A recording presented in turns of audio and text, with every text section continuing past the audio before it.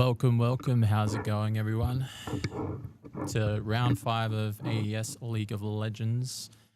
Just sorting out Discord right now, but can you give me a sound check there for me, Liam? Yep, I'm here. If the others can hear me on stream there. I'll just like confirmation from the chat if that's all right. And I guess I'll have to share that link to the usual groups, unless you can do that for me, Liam.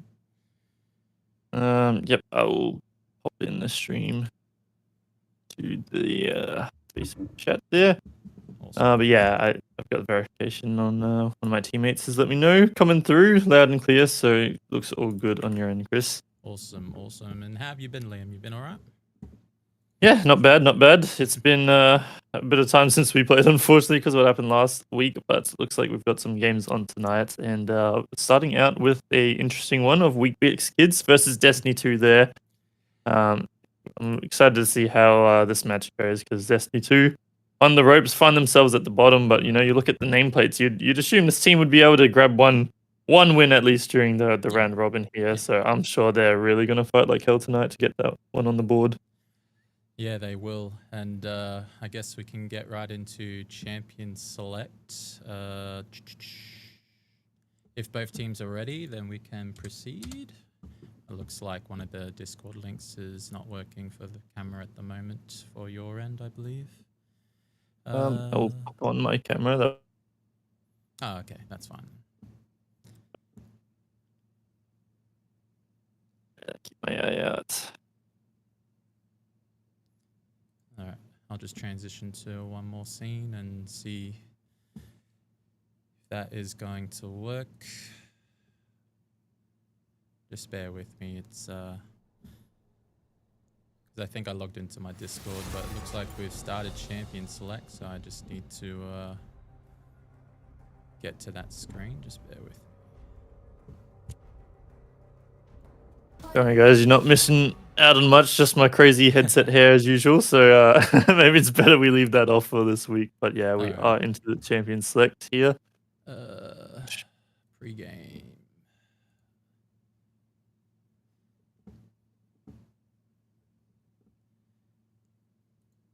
Okay, it looks like it is not loading the way I want it to. Just trying to fix it. But yeah, just verbally go through Champ Select, sorry, later. Yeah, I'll give you guys the radio version of the Champion Select here as we get into our first bans. So we're seeing a Camille ban against Weet Kidz there, no surprise there with Junior Burgers in the top lane, one of his better champions. Followed up by a Fizz ban against the likes of Destiny 2. Of course, Byron is known for that one. I would know if anyone else doesn't. Followed by Wukong ban against Destiny 2. They want to take that away from C4J. Lucian and Gwen being taken away from the side of Weet Kidz. So, of course, Lucian not getting his signature Viego pick in the jungle, and Gwen being taken away from Junior Burgers in the top lane there as well. So really putting a pinch onto Junior Burgers' pool. We'll see what he ends up pulling out, but they have one more ban left onto the side of Weet Kidz. They often show up late, so this week they have all their bans to play with, and they're going to use 2 of them against Byron there, with the Zed being taken away. So Fizz, Wukong, and Zed being banned out by Weet Kidz, and Destiny 2 have taken away Camille, Gwen, and Viego, hovering over that first pick for the side of Destiny 2. They have the blue side this week, so we'll see what's going on here, and they do take away that Lilia straight away for C4J in the jungle here. All right, so just had to refresh cache, but thanks for giving us that radio version of Champion Select. But as you can visually see now, let's see if I can move the microphone here a little bit. What are your thoughts on Lily in the current meta in jungle specifically? It's usually fighters that we see in the pro scene, and I guess our scene as well. But Lily is kind of like one of those niche picks, I would say, especially against Bel'Veth.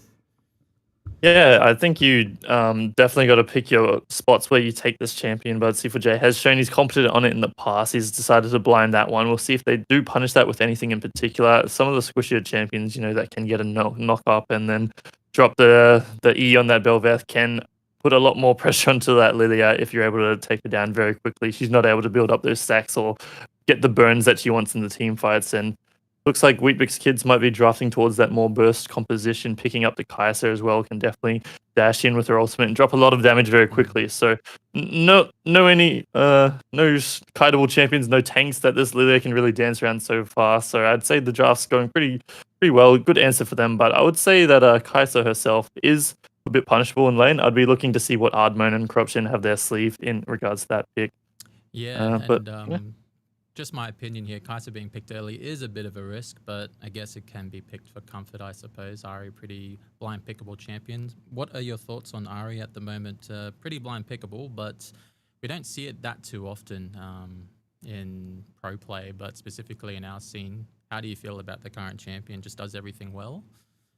Yeah, I'd say it's still pretty blind pickable champion. Some of the notable counters are stuff like Silas, but you have to have a bit of expertise in that matchup. It is pretty rough to play early, but picking up something like the Annie that has, that point and click stun, has the tippers that's really hard to react to, can certainly be enough to take down that Ari. With no reaction speed, follow-up CC, certainly going to be a threat there to take down that Ari in one go. So like the answer there, Annie versus Ari, pretty even matchup, I'd say, both sides. But Ardmon is Varus being picked up into Kai'Sa. I'm sure they're going to pick something strong alongside that to really try and punish this Kai'Sa in this laning phase. But the bans are coming through now. Monkey D. Heidi not having access to that K'Sante, and don't think we've seen it just yet, but maybe that's a bit of a scouting pick there where you might be picking it up recently.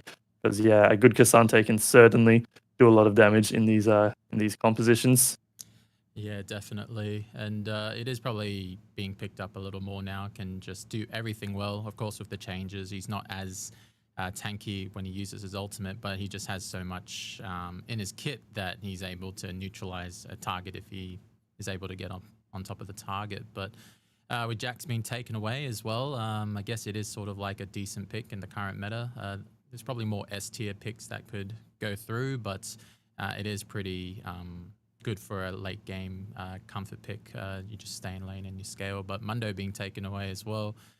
And Rel to round things off. So it's going to be interesting to see how these teams are going to round out their comps. But so far, I think both of them are playing to their identities, the way they want to play the game. And we're going to see how that unfolds. But we're going to see what they're actually going to pick here.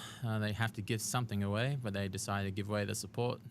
Giving top lane counter pick here. Not many Rakans we have seen in the comp so far. I think this is one of the very few that we've seen, maybe the second or third time I've seen it. What do you think this Destiny 2 team should pick to round out their comp? And as I say it, Shen's been picked up. Yeah, Shen certainly does say that they're probably going to be playing more towards that bot side, but I'd like to say, yeah, pick some strong champions towards this bot side. Make sure they get the winning lane. Kai'Sa Rakan certainly isn't the strongest lane out there, so if you're able to get Ardmona accelerated into this game, he's shown that he does really well with the gold in his pocket, and if the team's able to play around that, they might just have a recipe for success here. But Varus Nordless, Corruption's been very comfortable in that pick. I'm sure they're going to do a lot of damage with it. And Monkey D. Heidi just being able to just chillax with that Shen in the top side. It's pretty hard to counterpick that one with traditional top laners. But as we say that the Rise being hovered and it will be locked away by Junior Burgers in the top. So he's picking something range, something to scale up. So it doesn't necessarily have to worry about the clock or anything in this matchup. Can just farm up, build his items, and then he can become a bit of a monster for them to deal with later on, and I'm sure Shen really struggles in the side lane later on versus that Rise, so certainly not a bad counter pick there, but lots of engage certainly for the side, and lots of even point and click, really hard to dodge CC, so yeah, I'd say C4J is going to have to play a really good game on this Lilia that he blind picked at the start, dancing around all the CC that the enemy team has, even something like a Rise root followed up by anything can spell demise for this Lilia, so this is the risk of picking Lilia early on, but I'm sure he's got some competence. Even with a good flash Q into a sleep, you might be able to just win the fight out, right, with a good Lilia player here. So looking to see how C4J does, because he's just been not having the season that he wants so far, I'm sure. Yeah, we'll see whether they're able to make up for that. But I'm actually seeing some cheeky role swaps there on the side of Destiny 2, which I don't think we were privy to just until now. I always thought that would be Monkey D. Heidi on the Shen, but looks like this is something they might be trialing out just for their last round robin games, moving some players around depending on the champions up. Yeah, and that's pretty interesting to see because I did see it once, but I didn't think it would come to fruition. But it looks like it's a bit of a toss-up between.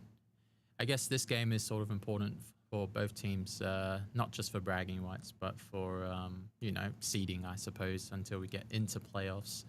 In terms of actual draft here, I think lack of frontline coming onto the side of Team 2, but it's pretty well rounded on the side of Destiny 2 here. We're going to see if Weet Kids can have anything to say about it, because I think that front line is going to be a bit hard to deal with, but you have an Annie, you have a Rakan, you got ways to find angles and fights and stuff like that.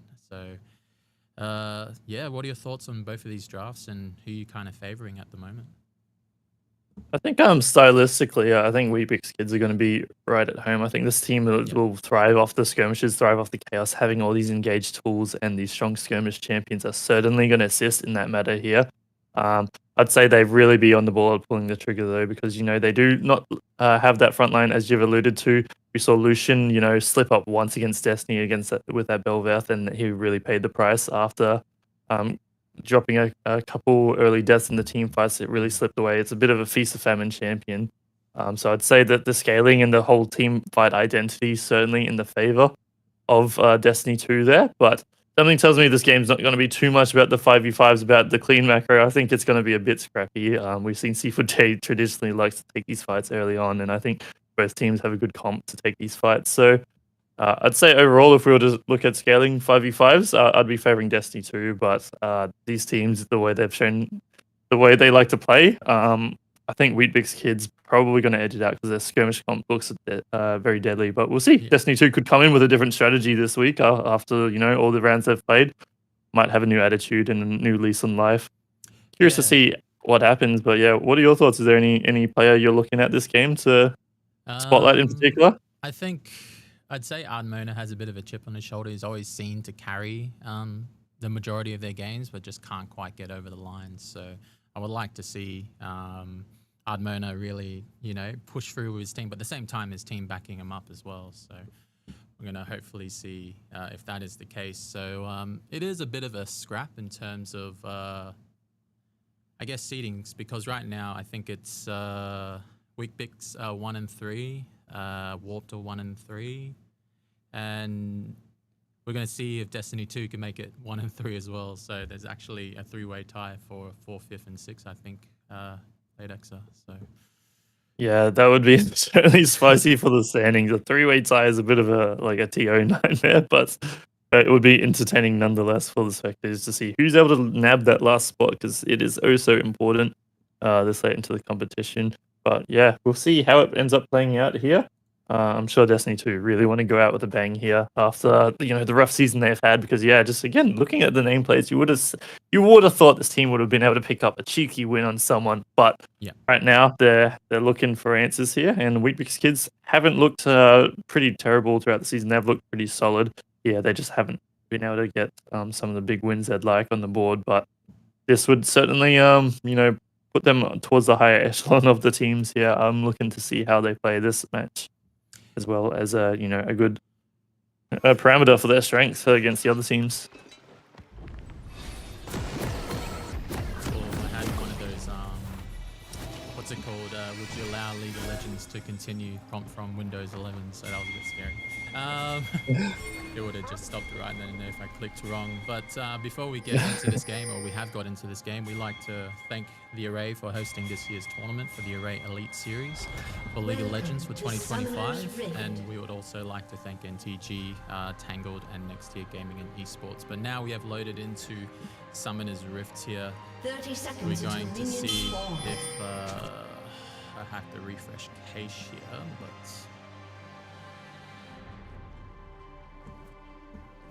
just leave it for directed camera for now.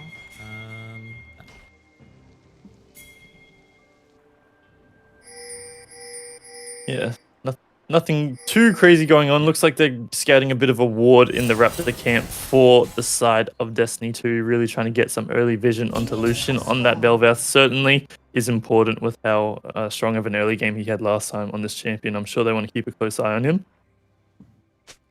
Yep, and there we go. Yeah, really really not expecting too many sparks to fly in some of these lanes, apart from the bot lane. I would like to see, is Ardmona and Corruption able to push any sort of advantage? It looks like Ardmona is taking Comet here, probably going towards that lethality build, which makes sense when you have champions like the Rakan, like the Annie, where you really don't want to be touching these champions with a 10-foot pole, because if you're in auto attack range, you're in like burst range with a CC.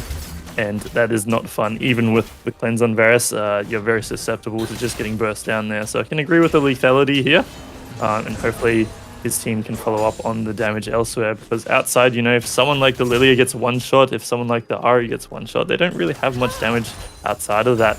So I'm hoping they're not going to run into any damage issues. Of course, the enemy team isn't the tankiest, so I doubt they'll be punished that hard. But certainly got to be looking to play well across the board on the side of Destiny 2 in these team fights.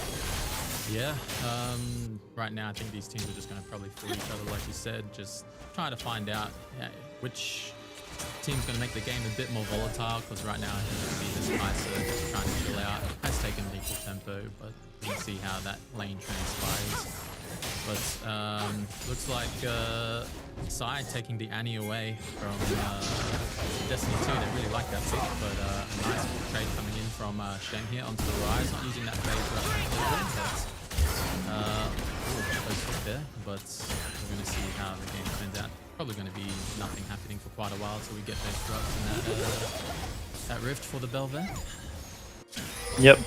With these junglers deciding to opt out for the full clear, can't really blame them there. But yeah, Byron not doing it too bad of a early game there in the Shen matchup is showing that the Shen can really bring the fight to Rise early game when he's a bit weaker, doesn't have access to crazy wave clear yet, can certainly be a threat to that short range Rise. But yeah, I'm curious to see how Byron and Monkey D. Hardy do in these lane swaps, because obviously this is a bit of a debut for their roles. We've seen Byron always in that mid lane so far. Like the trade coming out and a big hook onto Arrow there, forces out the cleanse, but now the ignite follows through. Mona charging up the piercing arrow, but not going to find it onto Arrow, otherwise this could certainly have been lethal. Is going to be pushing for it, and he does burn the flash. No flash traded from Arrow, and he's pushing the envelope here, looking for a kill onto 4, and flash comes through from Corruption, and that's a double kill for the bot lane of Destiny 2. Ardmona, with that chip on his shoulder, like you said, is really looking to make a statement in this final game. That said, though, Monkey D. Heidi does get caught under the tower with the stun, followed up with Lucian waiting on the wings. Ends up picking that crucial kill in the mid lane to turn things around for Psy.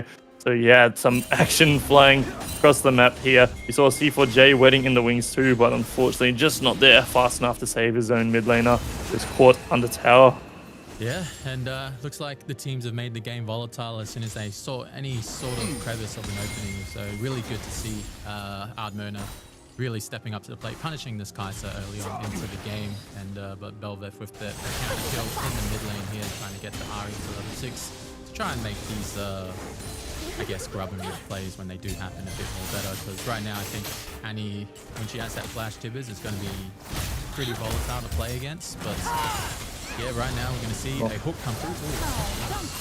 Oh, there's a 3-man gank in the mid lane, but Psy keeps his cool, dodges out onto that hook. He catches the charm, but he's more than safe under that tower there, so very nicely played from him. I do like the heads-up play from the side of Destiny 2, trying to catch him slipping after burning that flash, but unfortunately not going to be the case. But we'll see if they're able to get anything done. There are 2 flashes burnt onto the bot side, so I'd be keenly looking there if I was Lucian to try and, recover some of the damage that's been dealt to the spot lane. But all in all, the gold is not really heavily favoring either team so far, so certainly no alarms, no big KO punches thrown just yet in this match. But where do you think the first one's going to be? Do you think they're going to contest this dragon? Is it going to be at the grubs?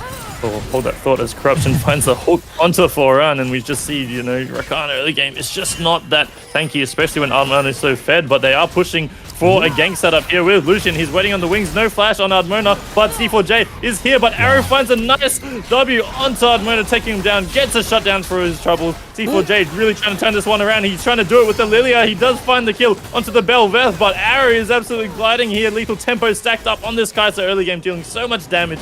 He's gonna find a double kill in his own pocket there to turn around the play. So 2 for 2, or all in all said and done. That's very nicely done, but now we're getting a Shen play. But I don't think Corruption has the mana for the hook. Is going to go for the flash on, doesn't quite find it. Foran is getting himself out of dodge there. Nice grand entrance into the grand exit there. But he's playing with fire, walking up to Byron here.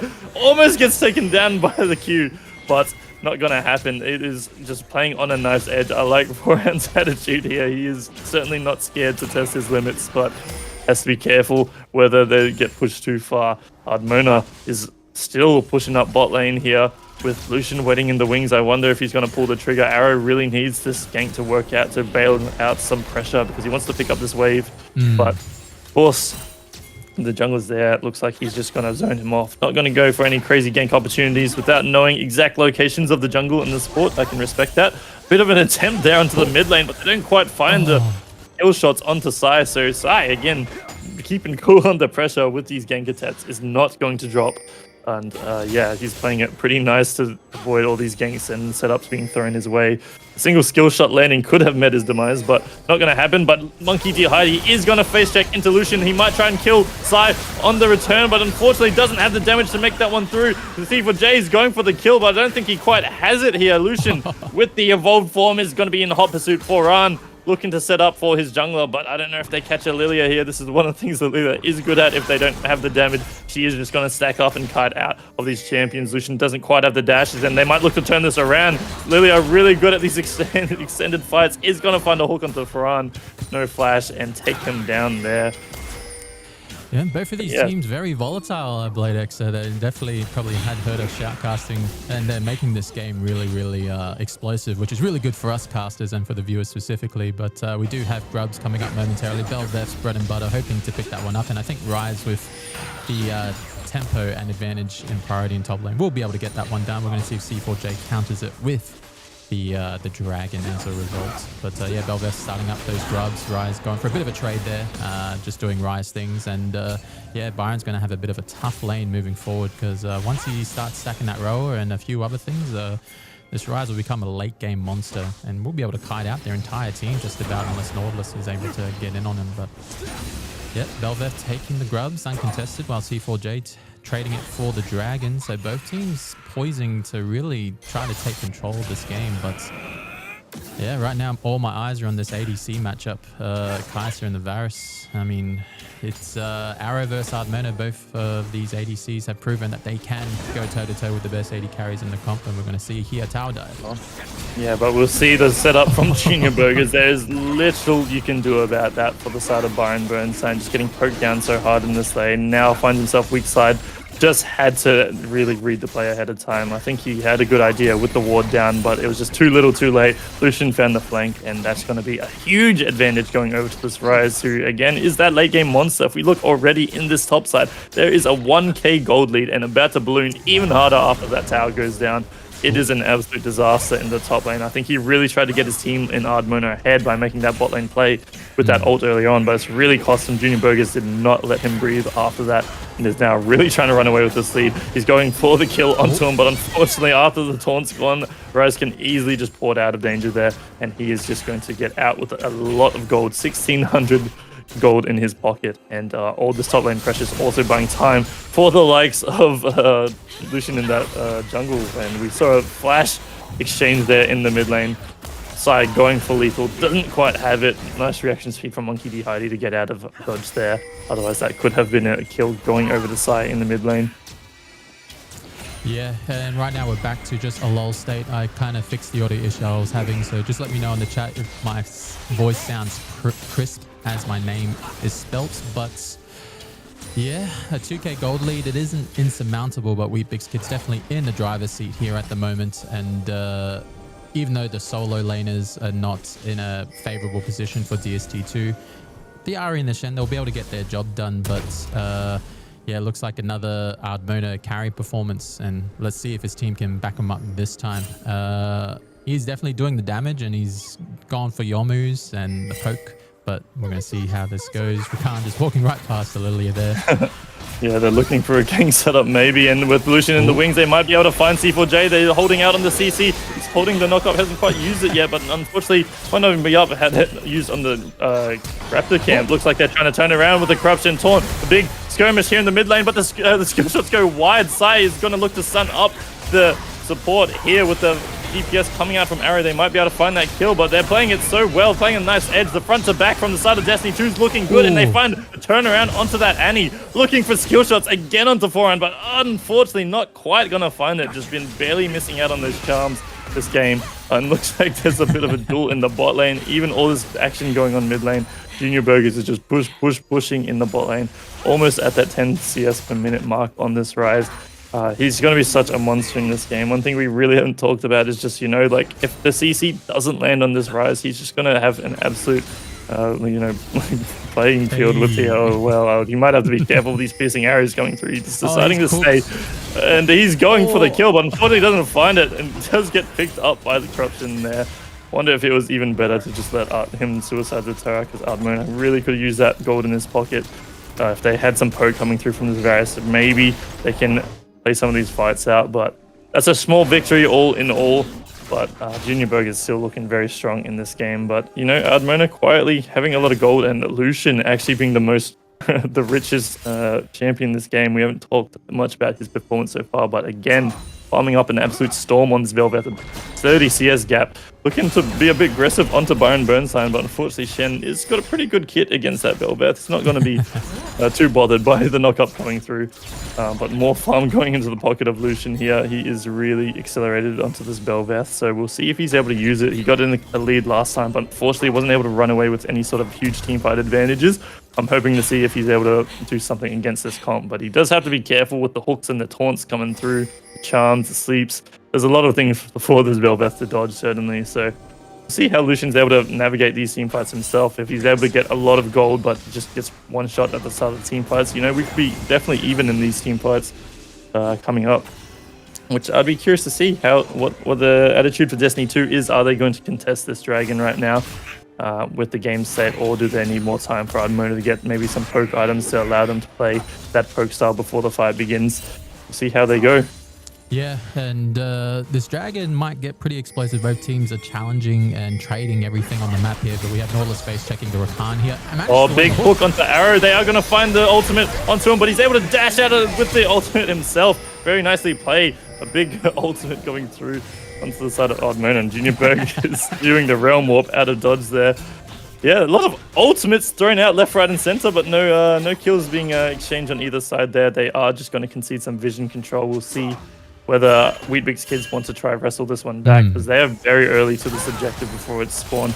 It is spawning very soon though, and Lucian is en route. We'll see whether they want to contest this one, because I still think they've got some great tools like that Anti-Tibbers in their back pocket to really start this fight off. And yeah, Weet is definitely an aggressive team. I wouldn't expect them to give this one up. Yeah, they're not, and they're trying to get some mid priority back here now. The Kais is very low, so this dragon should be onto the side of Destiny 2 here, but Rise is looking to challenge. Yeah, he's found the flank onto C4J, and it's an absolute disaster for him. This charm doesn't land true either, and Monkey D Heidi is out of Spirit Rushes. He's going to get absolutely gutted by Lucian onto this Belveth here. Going to get picked off, and the bot lane for Destiny 2 are just going to be sprinting for the hills, and Byron Bernstein left to his lonesome against this Rise wave there. Probably wants to get bailed out. Might have to even be conservative with the map state, like getting dived here is even a possibility, but looks like they're looking for a play onto mid lane instead, or just escorting this Belveth around the jungle to get an even bigger lead onto C4J here, just really out-clearing him, going for his camps. Byron fancying a trade, but I don't think he's at the point where he can do much against this Rise. They do find Corruption in the mid lane, but they don't quite have the damage to take him down. And oh my god, that tower shot did so much that he's going to pick up a kill onto Sai. I don't think he was expecting the damage to come through. They're looking for even more. Ardmona absolutely gliding on them. A big ult onto Belveth is going to turn that fight around too. Shut down into the pockets of Corruption, and oh my god, they just found a miracle 2v4 in the mid lane to just get some gold back in their pockets, and that's going to lead into a Herald, possibly into another tower. This might be the turnaround they need to keep themselves in the game. Exactly, and Ardmona picking up those kills in the mid lane here, has opted to go Swifty Boots here. Wants that maximum movement speed, able to kite in and out and, you know, basically kite for himself and peel himself. So we're going to see if this game might actually go all the way to 30-40 minutes, but I wouldn't be surprised if a team just starts winning randomly the way these guys are scrapping in the early mid game here. So it looks like a dragon apiece, and yeah, we're going to go back to a bit of quiet time until people start challenging these low turrets on the side of Weet Kids here. So, Man, Blade Exer, how do you feel about these trades overall in terms of the aggression we've seen? Because I don't think we've seen this type of aggression from both of these teams this early on in the game. Yeah, I think, hold that thought, as Monkey D. Hardy is going to need a Spirit Rush. A big flash there from Lucian, tried to find the angle onto the Ahri, but is going to exchange that ultimate to get out of dodge there. But he's not letting up on the pressure, he's running right into that jungle, and C4J's just got to concede it, knowing that, you know, the support could be hovering, the top lane are certainly hovering with that Rise, and the team not necessarily there to back him up. So yeah, C4J is really falling behind. I do like that they are scrapping a lot. They're keeping each other very honest, but I think it mainly just a few skill shots going a bit wide onto the side of Destiny 2 has just been the make or break for a lot of these fights. But we see when they do land, Ardmona and Corruption in that mid lane can certainly do so much damage. I think if they're able to execute really well in these team fights, we can see them come back into the game. So I want to see both teams keep aggressive, keep the playstyle up, because it's certainly going to come down to these big objective fights. Again, one big swing can decide the game here. Bit of a charm to interrupt Junior Burgers, a cheeky one there, but nothing crazy going on. But yeah, I think the game is going to blow wide open at some point where, you know, one kill leads into a dragon, a tower, possibly even towards that Baron moment. But Lucian is definitely powerful. He's just scaring Corruption, going for a cheeky knock-up and ducking back out. Neither team's really just doing aggression for aggression's sake here. We're not seeing just brainless engages left, right, and center, but looks like Lucian is still being very active on the map, has found Byron Burnside. He's going to get out of dodge with the flash there, but he is running into Furan. They might look to re-engage with Arrow waiting the wings. The whole team is engaging on this one. They find the knock up onto Corruption there, but the TP comes through. It looks like Destiny 2 are going to run for the hills. Byron Burnside dropping the ult just to keep his support alive, but Junior Burgers showing up. There's not much to do. He's going to look for that engage. Sidesteps out onto the charm, but looks like we are just trading a bunch of ultimates, a bunch of summoner spells again, and no kill is going to be found. It's too early into the game to be sieging this Varus and this Ahri, so it's just going to be a handshake, and they're going to go back to base, back to neutral, and we're going to probably do it all over again. That is the problem when you do take these fights, and there's no objectives up. There's no, like, you know, no victory. They can't capitalize on all this vision control they've gotten on the river. So yeah, back to the waiting game until the resources respawn on this map, and we might see some more action. But all in all, the gold lead not ballooning either side yet. I think once the objectives spawn, we'll see some decisive results. But yeah, both teams really playing these fights well. No one dropping, really playing their limits well, not to give over those free kills. I do like what we're seeing from both sides here. What I would like to see is just if Monkey D. Heidi can land some of these more charms here, I think that can be very decisive in the team fights, because I think that's just been the main problem so far. We haven't seen too much value come out of this Ahri. He's not having a great performance just yet, but I'm sure that it can all change with a single charm in a team fight onto a Rise, onto a Belveth, and any one of these targets can certainly lead to a kill. So looking to see him step up his performance if Destiny 2 want to come back into this game. And they probably will, because Dragon's going to be coming up and both teams are poising to try and control that river point for that Dragon specifically. But Corruption has actually been a silent hero for his team, even though he's probably taken a kill or two more than needed, but he's still part of every single active play, 3, 0, and 6. So we're going to see if Monkey D. Hardy can back up with Corruption here, but it looks like a bit of a taunt, but he's able to walk back, and the Dragon is started. Yeah, they are opting to start this Dragon, but you got to be very cautious on Ardmona's positioning here. I'm sure he's in a very vulnerable position. They find the engage onto the backline with that Annie Foran on the front line. There's absolute chaos, but the backline's getting torn apart by Arrow. The Belveth is in there. The whole team of Weebix has descended down onto Destiny 2 and torn them apart. A decisive teamfight victory, 5-0. And like we said, you know, it's just going to come down to that one fight, and the game's going to be blown wide open. A Dragon, an Atakan, a turret in the mid lane. I think the map is their oyster for the side of Weet Kidz, as they have just decimated Destiny in that fight there. Yeah, and they just completely swung the game 4K up just like that, and they'll probably go up even more taking this mid lane turret, and they will take Atakan as well. All that adaptive force going into their pockets. And most people would say that would be curtains, but you never know when a big play could happen, and then Destiny 2 has been known for trying to hold out the game as long as possible. But yeah, pretty decisive fight. An ace, Atakan, and Dragon with mid lane turret. What's not to love about that? Yeah, it's going to give them the need they hit the lead they need to sort of run away with this game. Junior Burgers is going for a cheeky play into the bot side. His jungle's waiting on the wings here, and they might find the kill. Not quite going to find the knockup, but he is going to go in for the flash and the kill afterwards. C4J really just trying to find something back, but he just has no vision onto the map. Gets punished very easily by Lucian there. And he's doing very well on this Belveth. I wanted to see what was going on into the backline in that fight because I saw Kai'Sa dive in. Lucian somehow found his way into the backline as well, and it was absolute chaos for the side of Destiny 2's backline. Very difficult for them to play out. And yeah, they got to be really cautious taking those forward positions. So even though they had a pink in that brush, you know, Rakan can easily go over that wall. Annie can easily just run up, catch them trying to run away there. When they're wedged against the wall like that, they're just sitting ducks for the engage of the side of Weet Kidz. So it's a very difficult position for them to play out unless they have really good map control. I think it was a bit rash for them to start the objective, but it's just something they've got to play and deal with right now. And yeah, it's going to be so difficult with how ahead this Belveth and this Ryze is.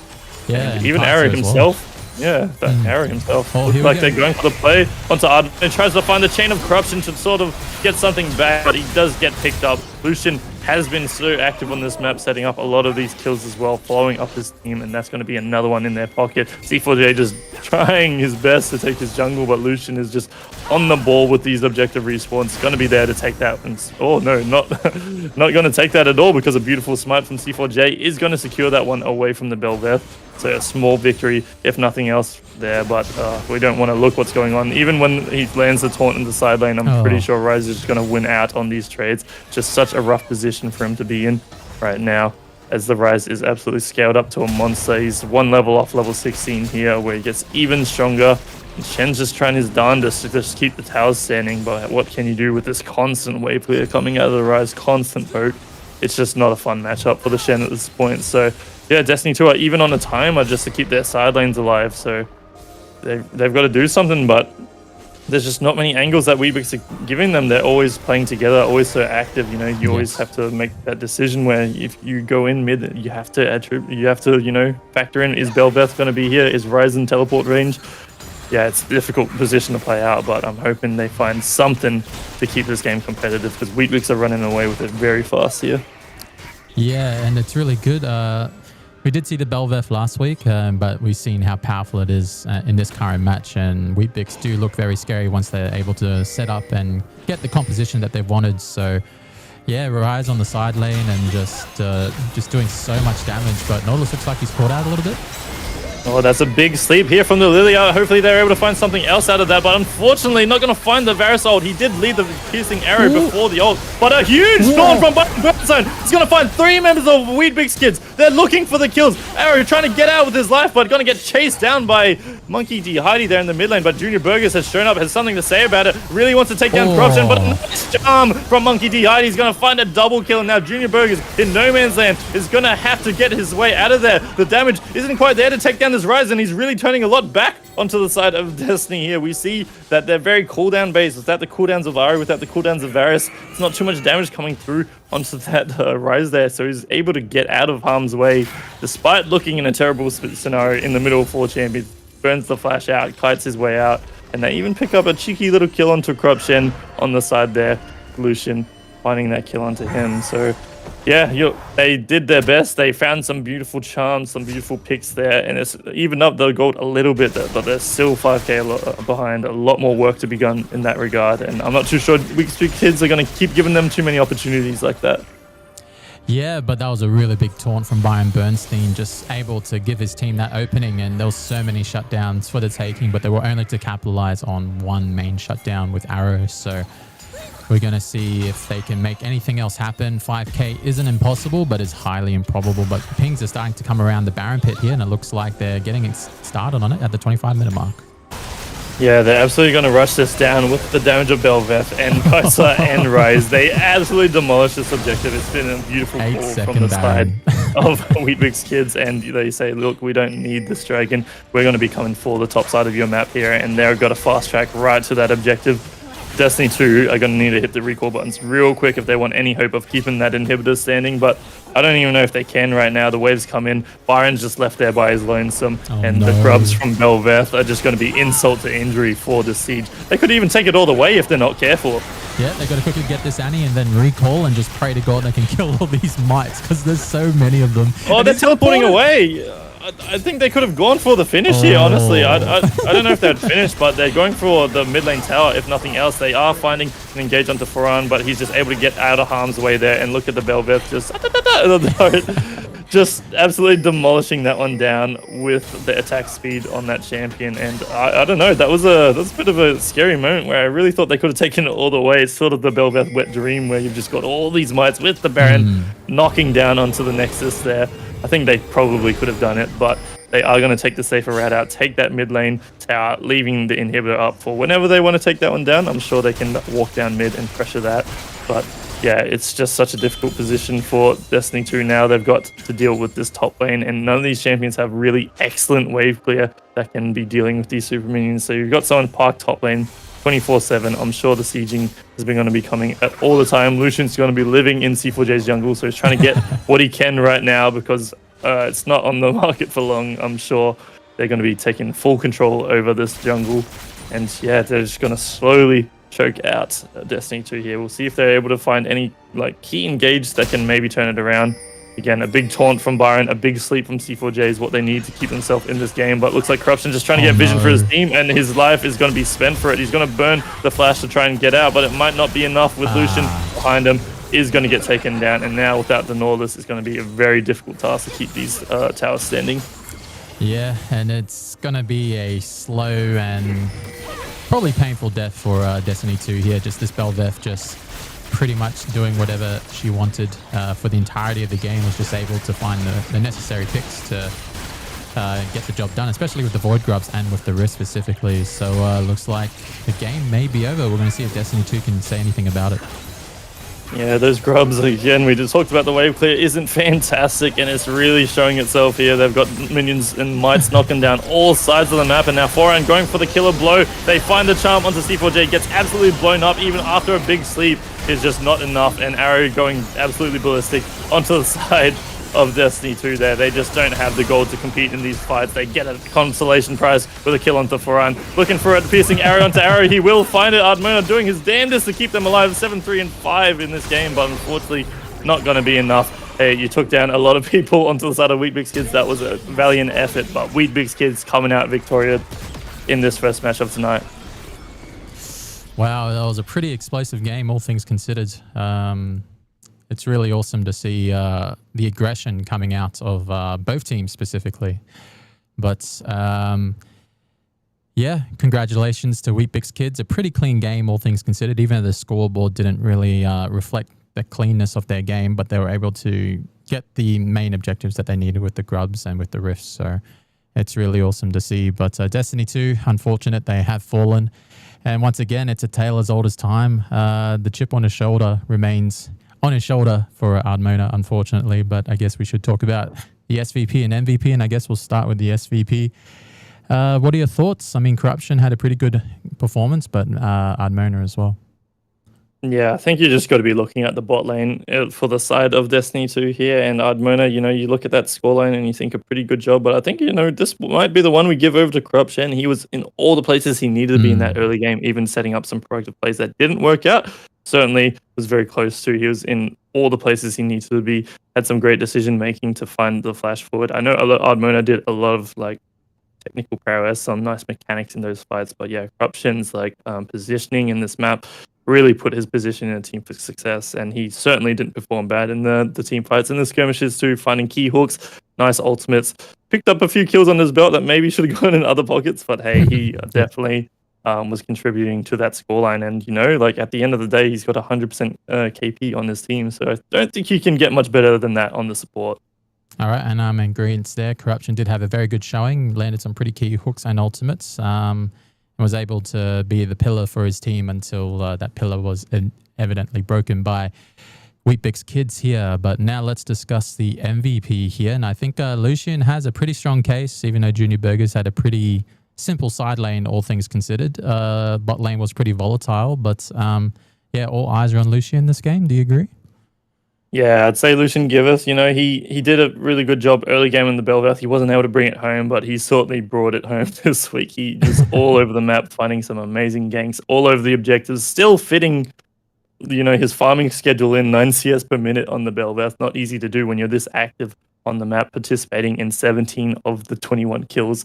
Absolutely ridiculous stats across the scoreline, and of course putting out the damage in the team fights as well. I think there's no way you can really fault him. This game, he's done an amazing job on the Bel'Veth. So yeah, his teammates certainly didn't do bad himself. Our engineer Berg is really putting out the damage, but I think, yeah, just with how active he was in the jungle, how well he set his team up for success in these fights, in these just keeping the resources high, he's done a fantastic job, and I'd be happy to give MVP over to him. All right, I'm in agreement as well. That was a pretty awesome shellacking by Lucian on his Bel'Veth champion, and probably one to keep eyes on for the upcoming playoffs. But that will pretty much end game 1 for round 5. We're going to be going into game 2 in the next 10 to 12 minutes or so, and that will be between, I believe, Warped and Destiny. What are your thoughts on this matchup before we go to a break? I think these two teams have played quite a bit, but Destiny have been that team to beat so far. Warped, have picked up a big win recently, and they're on the come up, but I still think there's a long way to the top. But if they're going to start anywhere, it's now. I would like to see them at least show that they're competitive, show that they've improved from the start, and that will be a good morale boost coming into the playoffs. But yeah, it would be anything short of an upset. If they're able to pull out that win, I'm sure everyone's got their bets on Destiny here. But rooting for the Warp boys to certainly find something. They know each other pretty well, if nothing else. So maybe they're able to cook something up with the inside knowledge. We're going to see what their strategy is. Yeah, any secret technologies, we'll find out. But that's it for now. We're going to go for a break for roughly 10 minutes, and we'll see you for Game 2. Don't go anywhere. Thanks for watching the Array Elite Series League of Legends 2025 Round 5. And we'll see you soon. And right now, going to a break. We'll see you later.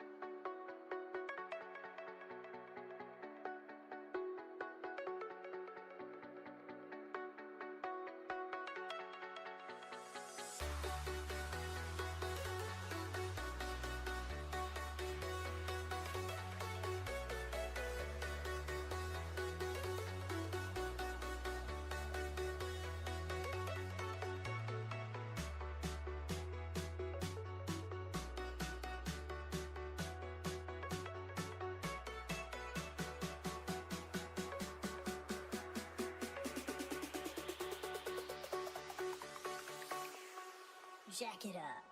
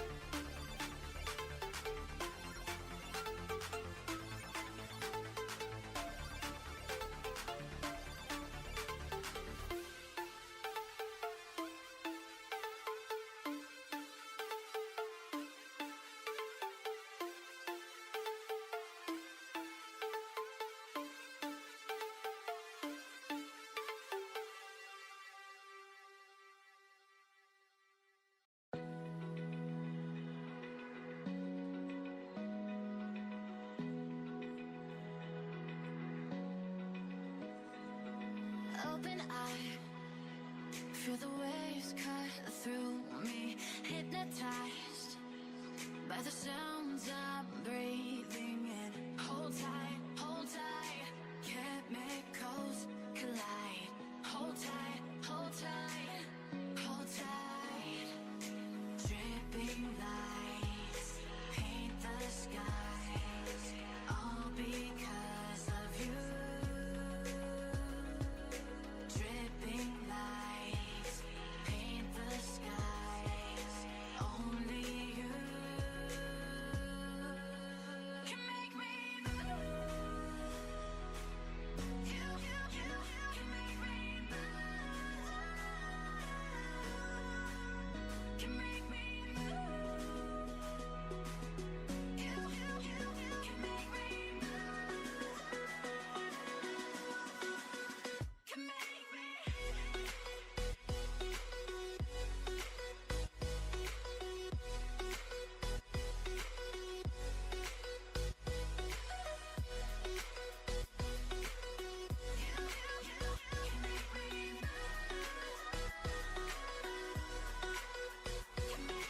So alive, make it last forever. Stop in time, yeah, I'm surrendering. Hold tight, chemicals collide. Hold tight, hold tight, hold tight. Dripping lights paint the skies, all because of you. Dripping lights paint the skies, only you can make me move. You can make me move. Can make me.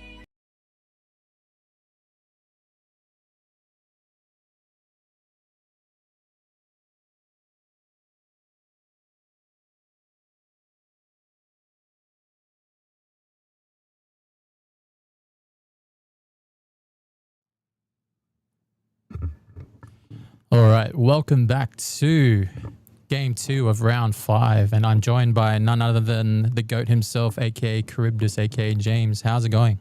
Good. Thank you. I appreciate the goat call. I'm going good. Excited for this game. I'm very excited as well because we're going to start any moment now, and I'm going to confirm if both teams are ready. But what are your thoughts on this matchup?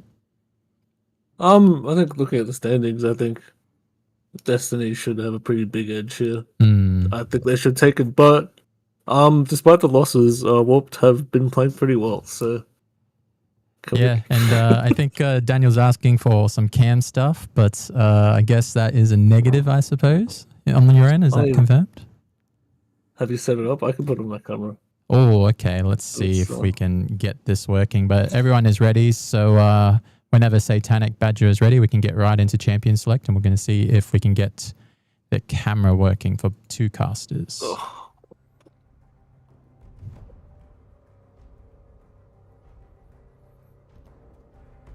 All right, so we'll just wait for you, and hopefully we can see your beautiful mug. It should be on, I think. All right, I do see it on, but I might have to refresh the browser link for Discord, so just bear with me. But I guess you can talk through the ban phase in the meantime. Sure. First ban for Warped, I'm going to be banning out that brand. Dream to Meme's been playing a little bit. Pretty strong champion, does a lot of damage in team fights. Pretty safe early game as well. So good takeaway there. We'll see what Destiny respond with. I expect something like the Swain to be taken away. I'll take away the Nocturne first from Kidz. He is new to the jungle role from memory, so I'm not quite sure what his champion pool is, but Nocturne definitely a strong ganking champion, strong at level 6. Wants to force around the map a lot. Yeah, that's true. And I guess Xin Zhao been taken away from Brayden, probably his most prominent champion so far in the jungle. Just very aggressive and knows how to pilot that champion to perfection. Yeah. Any sort of strong jungler that ganks a lot, Brayden's gonna have a good time playing. Stuff like the Pantheon, stuff like the Zenza. Anything that he can put the team on his back on, he usually does pretty well with. well on. He's probably one of the best junglers in the tournament, so he's usually able to snowball. So there's always going to be a few jungle bans towards him. We'll see if they want to take something away like the Pantheon, but they are banning the Swain themselves, which is interesting to me. They do have the Swain player, but Dream Tamim does play a bit of Swain. So it makes Yes. sense, but I'm surprised that they didn't just first pick it. But we'll see what they're going to go with. We see Destiny have banned away the Ziggs, taking away that safe ADC from Chaotic Madness, and then they're going to ban the Pantheon themselves. A very strong first pick on this patch, so no surprise there. Trundle being left up there. Trundle, another strong champion, but we don't usually see it blind as often. It's usually a counter into the picks like the Ornn, like the Zinzao, but being blinded here, it is a flex technically, but I expect to see that go towards the jungle. Destiny going to be covering that Gwen first pick. Another strong champion, but there is a few counters that have been left up, stuff like the Galio. And now just going to go back to that Renekton first pick. Shout out to you, Chris. Yeah, I'm still trying to get the Discord link to work, but it's coming up with like Windows issues, trying to bring up the window onto the scene. But yeah, Renekton and Nidalee, I got a taste of that the other day. So we're going to see how they're going to go with it. Very strong topside presence, especially with Grubs and even with Rift. Renekton just has so much priority.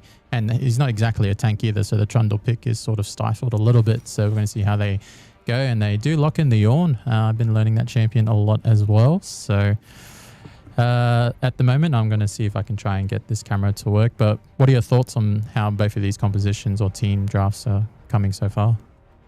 As you said, the Renekton Nidalee topside super strong. Nidalee strives pretty well with any sort of CC that allows her to hit that Q. So a strong topside there, but we see that Warped are just going to answer with the Ornn, who is pretty safe into the Renekton matchup. He's not too worried about dying early game, and then the Trundle as well. It's pretty strong 2v2. We see that the side of Warped are going to blind that Varus. Probably the strongest ADC on the patch right now. Not really much counters it. And then we see Caitlyn locked in for Destiny, which is usually the champion that Varus counters the most. So I'm surprised to see that. Usually people pick Varus into Caitlyn, and they're opting into that matchup. So I guess it is going to be pretty support dependent. But in isolation, Varus usually has a pretty good time into Caitlyn. Yeah, indeed. And even though Caitlyn does have that sort of advantage early, it's just you got to really push that tempo, take towers and move yourself around the map.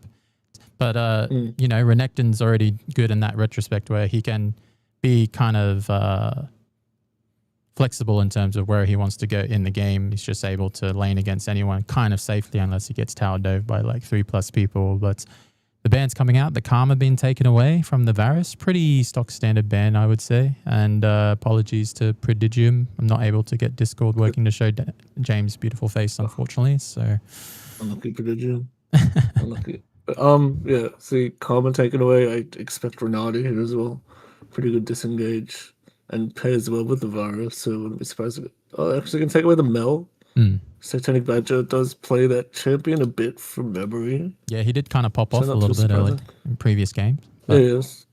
And it's pretty safe long range champion into the Renekton, into the Nidalee, so not surprised, but they are leaving up a lot of matchups that the Varus is happy with, like stuff like the Milieu, stuff with the Ronaldo being left up. But Destiny do have first pick here, so we'll see what support they go towards. I would assume some sort of mage would be working best here. Something like the Lux, something like maybe Milieu, something that can match the range and not get poked out of lane too hard by the Varus. But there's not really many champions that can do that. So Bard's kind of like a mixed bag a little bit. Yeah. yeah, I mean Bard, it's really good into the immobile ADC. Can't really dash out of it, and then if the lane's going terribly, the Bard's also able to roam around the map pretty freely and try and make plays elsewhere. And that also works well because they have picked the strong top side and the Nidalee Renekton, so having a Bard there as well to be able to set up ganks onto that Ornn, pretty strong. We'll see what they answer with. And they're going to go for the Nico, which is another really strong laner that pairs with the Varus, gives them lots of lane prio. And this is kind of like Destiny's bread and butter with the Nico Varus. They've known to play that in bot side a little bit as well, but now it's being used against them. So we're going to see how that's going to transpire, but we're going to see how they're going to round out their draft here in the next couple of seconds. But right now, there's a lot of setup on the side of Warped here, so it's really good to see. And they're going to play it pretty safe with the stock standard rise in the mid lane. You're able just to get through lane phase, and there's no dramas there whatsoever. And you got the Ornn to scale yourself as well. But Cassio finally being picked for the first time. Have we seen it before? Or now it's gone? I don't think we've seen it before, but Cassiopeia is pretty typically the Brian's counter because he does fight in that close range. But they're going to go towards the Hui, it looks like, and they're just going to pick another champion that outrages the Rise. So I'm not sure about the. Oh, they're playing Vel'Koz. Oh, okay. So Vel'Koz does have that range, but once it gets caught out, it's Yeah, I can't say I've seen the Rise versus Vel'Koz matchup before, so not too sure about that. But I assume Rise is going to be pretty fine to just scale up in this lane. The Vel'Koz doesn't really have that much of a kill pressure, and then with the Nidalee as well, it's a lot of magic damage. So yeah, I can. I'm not the biggest fan of the Vel'Koz here.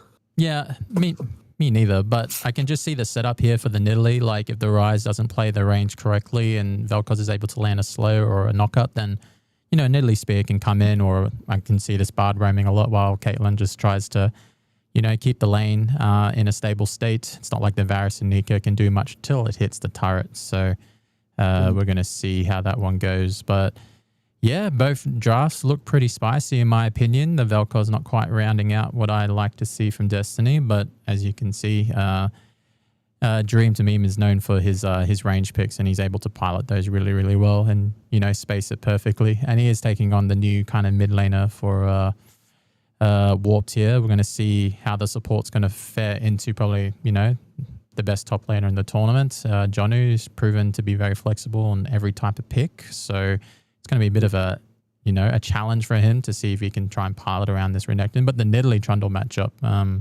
wondering how quick both of those clears are. I know Nidalee's clear can be so quick. You can go down all the way to 259 if you clear perfect. But Trundle, I'm not so sure. I can see him going 310, but yeah, Braden's known for his jungle clears, and he's able to get priority and tempo all around the map. So it's going to be a bit of a tall task for the Trundle here to try and bring it back. But what are your thoughts on which draft you prefer and why?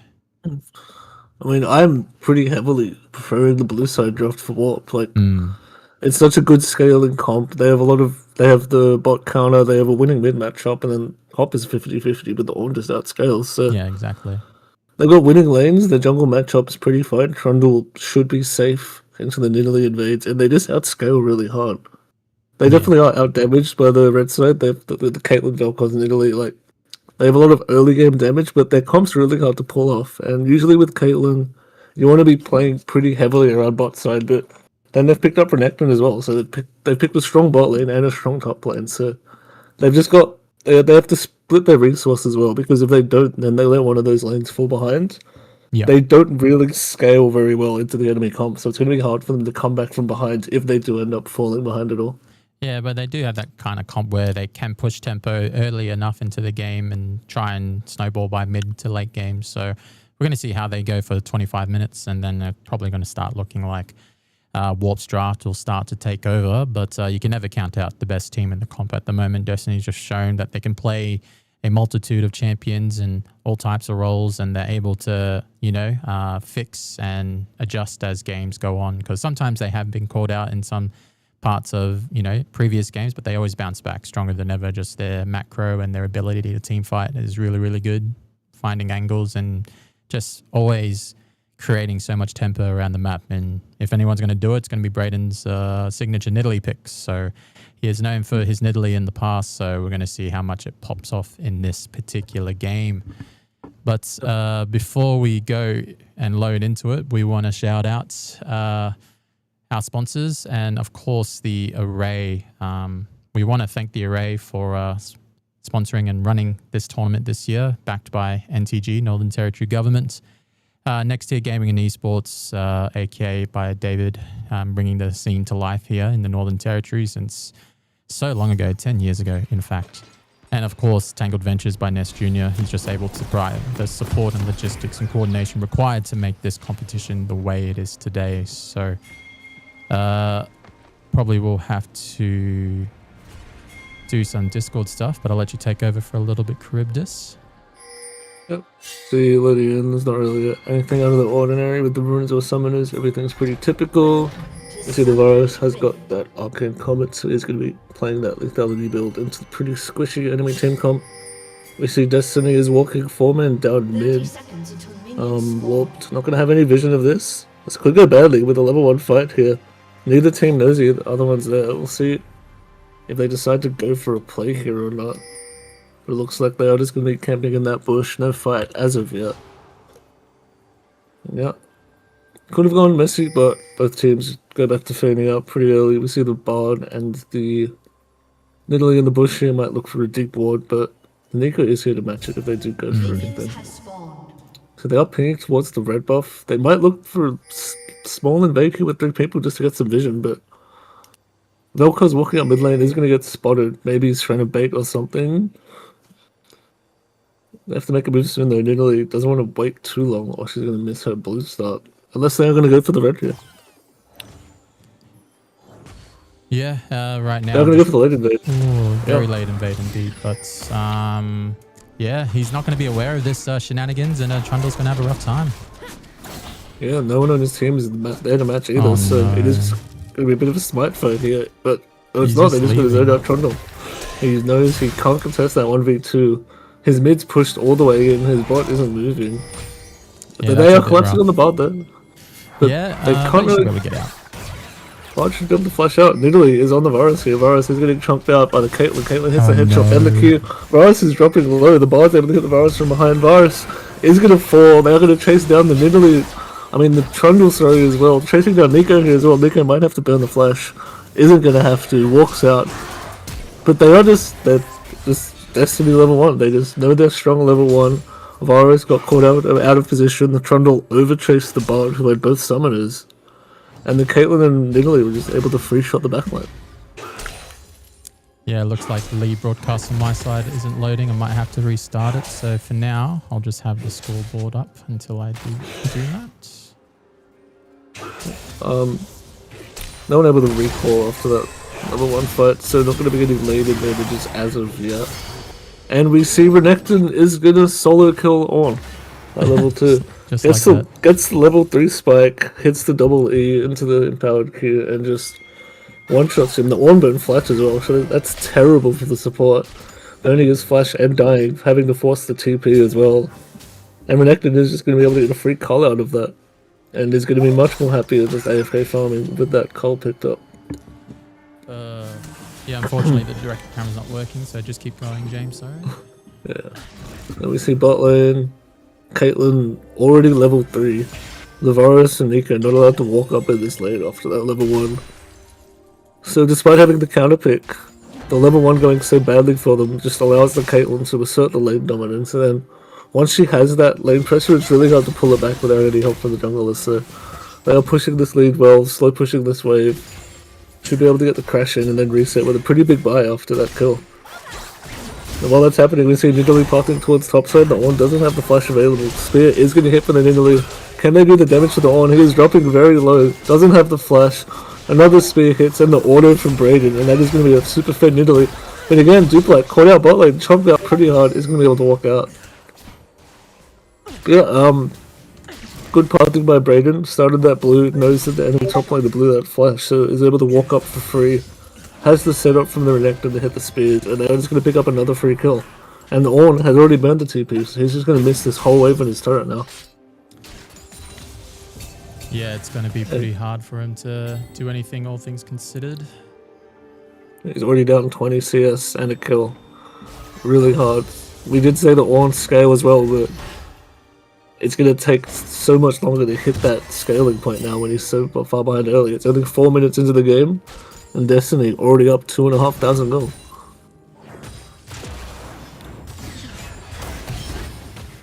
A lot of that gold is on the members you want it to be as well. Like the Renekton being ahead early, the Nidalee and the Caitlyn, all early game champions that want to snowball. So having the gold on those champions is just going to make their early laning even stronger and going to allow them to progress the game even faster, play through objectives, try and keep forcing fights while they're super ahead.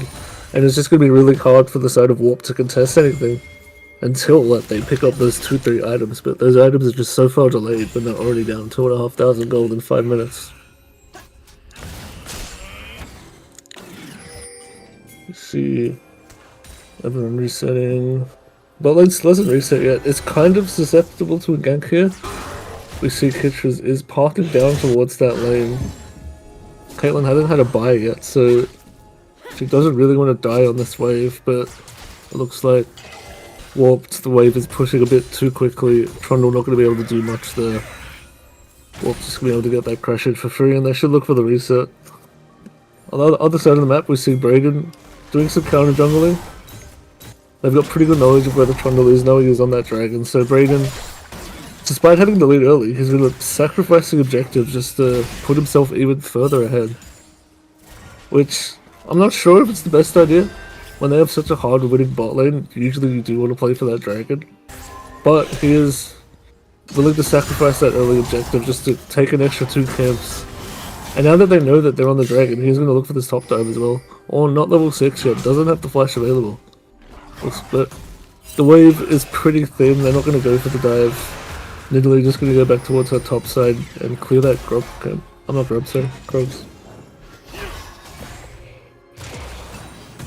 But we see the dragon does go over for free for Warped. Not any sort of contest there. Jewpies happy to stay in lane and keep picking up that farm. Already does have the 20 CS lead at 7 minutes. So he's happy to just play safe. As long as they don't die to some sort of gank, then they're going to be pretty chill in this lane. Varus, Nico not going to be doing very much damage at all from so far behind. We'll see if Destiny do decide to play for those grubs since they did get that dragon. But Nidalee's parting away from it, so it doesn't look like they're going to be trying to start it on spawn at all. We'll see what the parting is here. Both junglers are in that bot side. Interesting to see that Destiny still haven't reset, so just hope we see Velko's ulting midwave is going to chunk the Varus, not the Varus, the Ryze out of lane. Ryze wants to walk back in for that XP, but is just being zoned out by a Dream to Meme here. Who's going to get that wave crash? We see Trundle is walking around behind, but the Ryze has been chunked out so much, I don't know if they have much of an angle here. They're going to look for it though? Trundle just looking for vision. Looking to clear some enemy jungle camps to catch back up, but Braden's already cleared the top side and has already popped down to the bot, so Kidz is looking for anything he can to try and get himself back into the game, but not able to find anything. The grubs have spawned now. We'll see if he does decide that he wants to go for them, but he's going to start it. We do see pings from Destiny. We see Prodigium already walking up with that bard. So I think they're definitely contesting this, but Trundle is able to just burst one and get away before any sort of contest. Good pick up from Kidz, knowing that Braden would be bot side after he got that vision in the enemy top side jungle, so gets 1 grub for free, which he probably shouldn't have gotten. So not a bad pick up here, but we see once the clear his top side, and Prodigium has already rotated up early, has the sweepers, pushing the Trundle out of his own jungle. He's going to be able to get his wolves here maybe, but he's going to lose his blue buff, so he gets 1 camp, but Braden's still able to do whatever he wants with that early roam from the bard. Able to push the enemy out of the jungle. See Ornn is forced to TP back to lane with Renekton, crushing that one in. Yeah, Bard's still up here. Alright, I'm fixing it at the moment, but game state, yeah, Destiny looking pretty poised to, you know, run away with this one, especially with the lead that they have at the 9-minute mark, but looks like 1 dragon's been taken, just catching up on things, but it has gone onto the side of Warp, so that's probably one of their saving graces, start stacking those dragons, but it looks like those Void Grubs are going to be on the side of Destiny here, unfortunately. But what would you do if you were in Warp's position? How would you try to claw your way back into this game? Because right now it is looking a bit hard for them to do so. Well, as you said, I think they're first. Oh, we see Ryze actually looking mid, not going to do much damage early. He's going to walk back into the queue. The stream doesn't have the damage. No, he doesn't. But yeah, as you said, having that first dragon's kind of a saving grace. It does give them some sort of win con, but they really need to just stop the bleeding. Like, the Trundle is already down 30 CS. He only has 45 at 10 minutes, so they need to find some sort of way to get this Trundle back in the game, because right now, Braden is just so strong that he's walking in as an Nidalee, has to follow up from his bard, and he's just losing all of his camps, so they need to find some sort of way to get the Strondel in the game. Otherwise, when it gets to the late game fights, he's just not going to be as tanky as he should be. He's going to get one shot by this Nidalee and Caitlyn.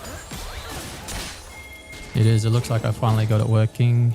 Thanks to Arcadia for the support on the background. But yeah, like you said, it's going to be pretty tough for them to try and claw their way back in. But they do have the champions to do so. Nico going to roam around, try and match the Bard. Try to make anything spicy happen here. And if it was on anyone, it would be on this Vel'Koz right now. Yeah, they are looking mid on the Vel'Koz here. Trundle is going to drop the ultimate. Braden is here to counter. The Vel'Koz hits Rise on the backline. The Bard is flying in. Is it going to hit? Misses everybody. Bard can get so much damage onto the Trundle. Trundle forced to flash away. The Vel'Koz is going to hit.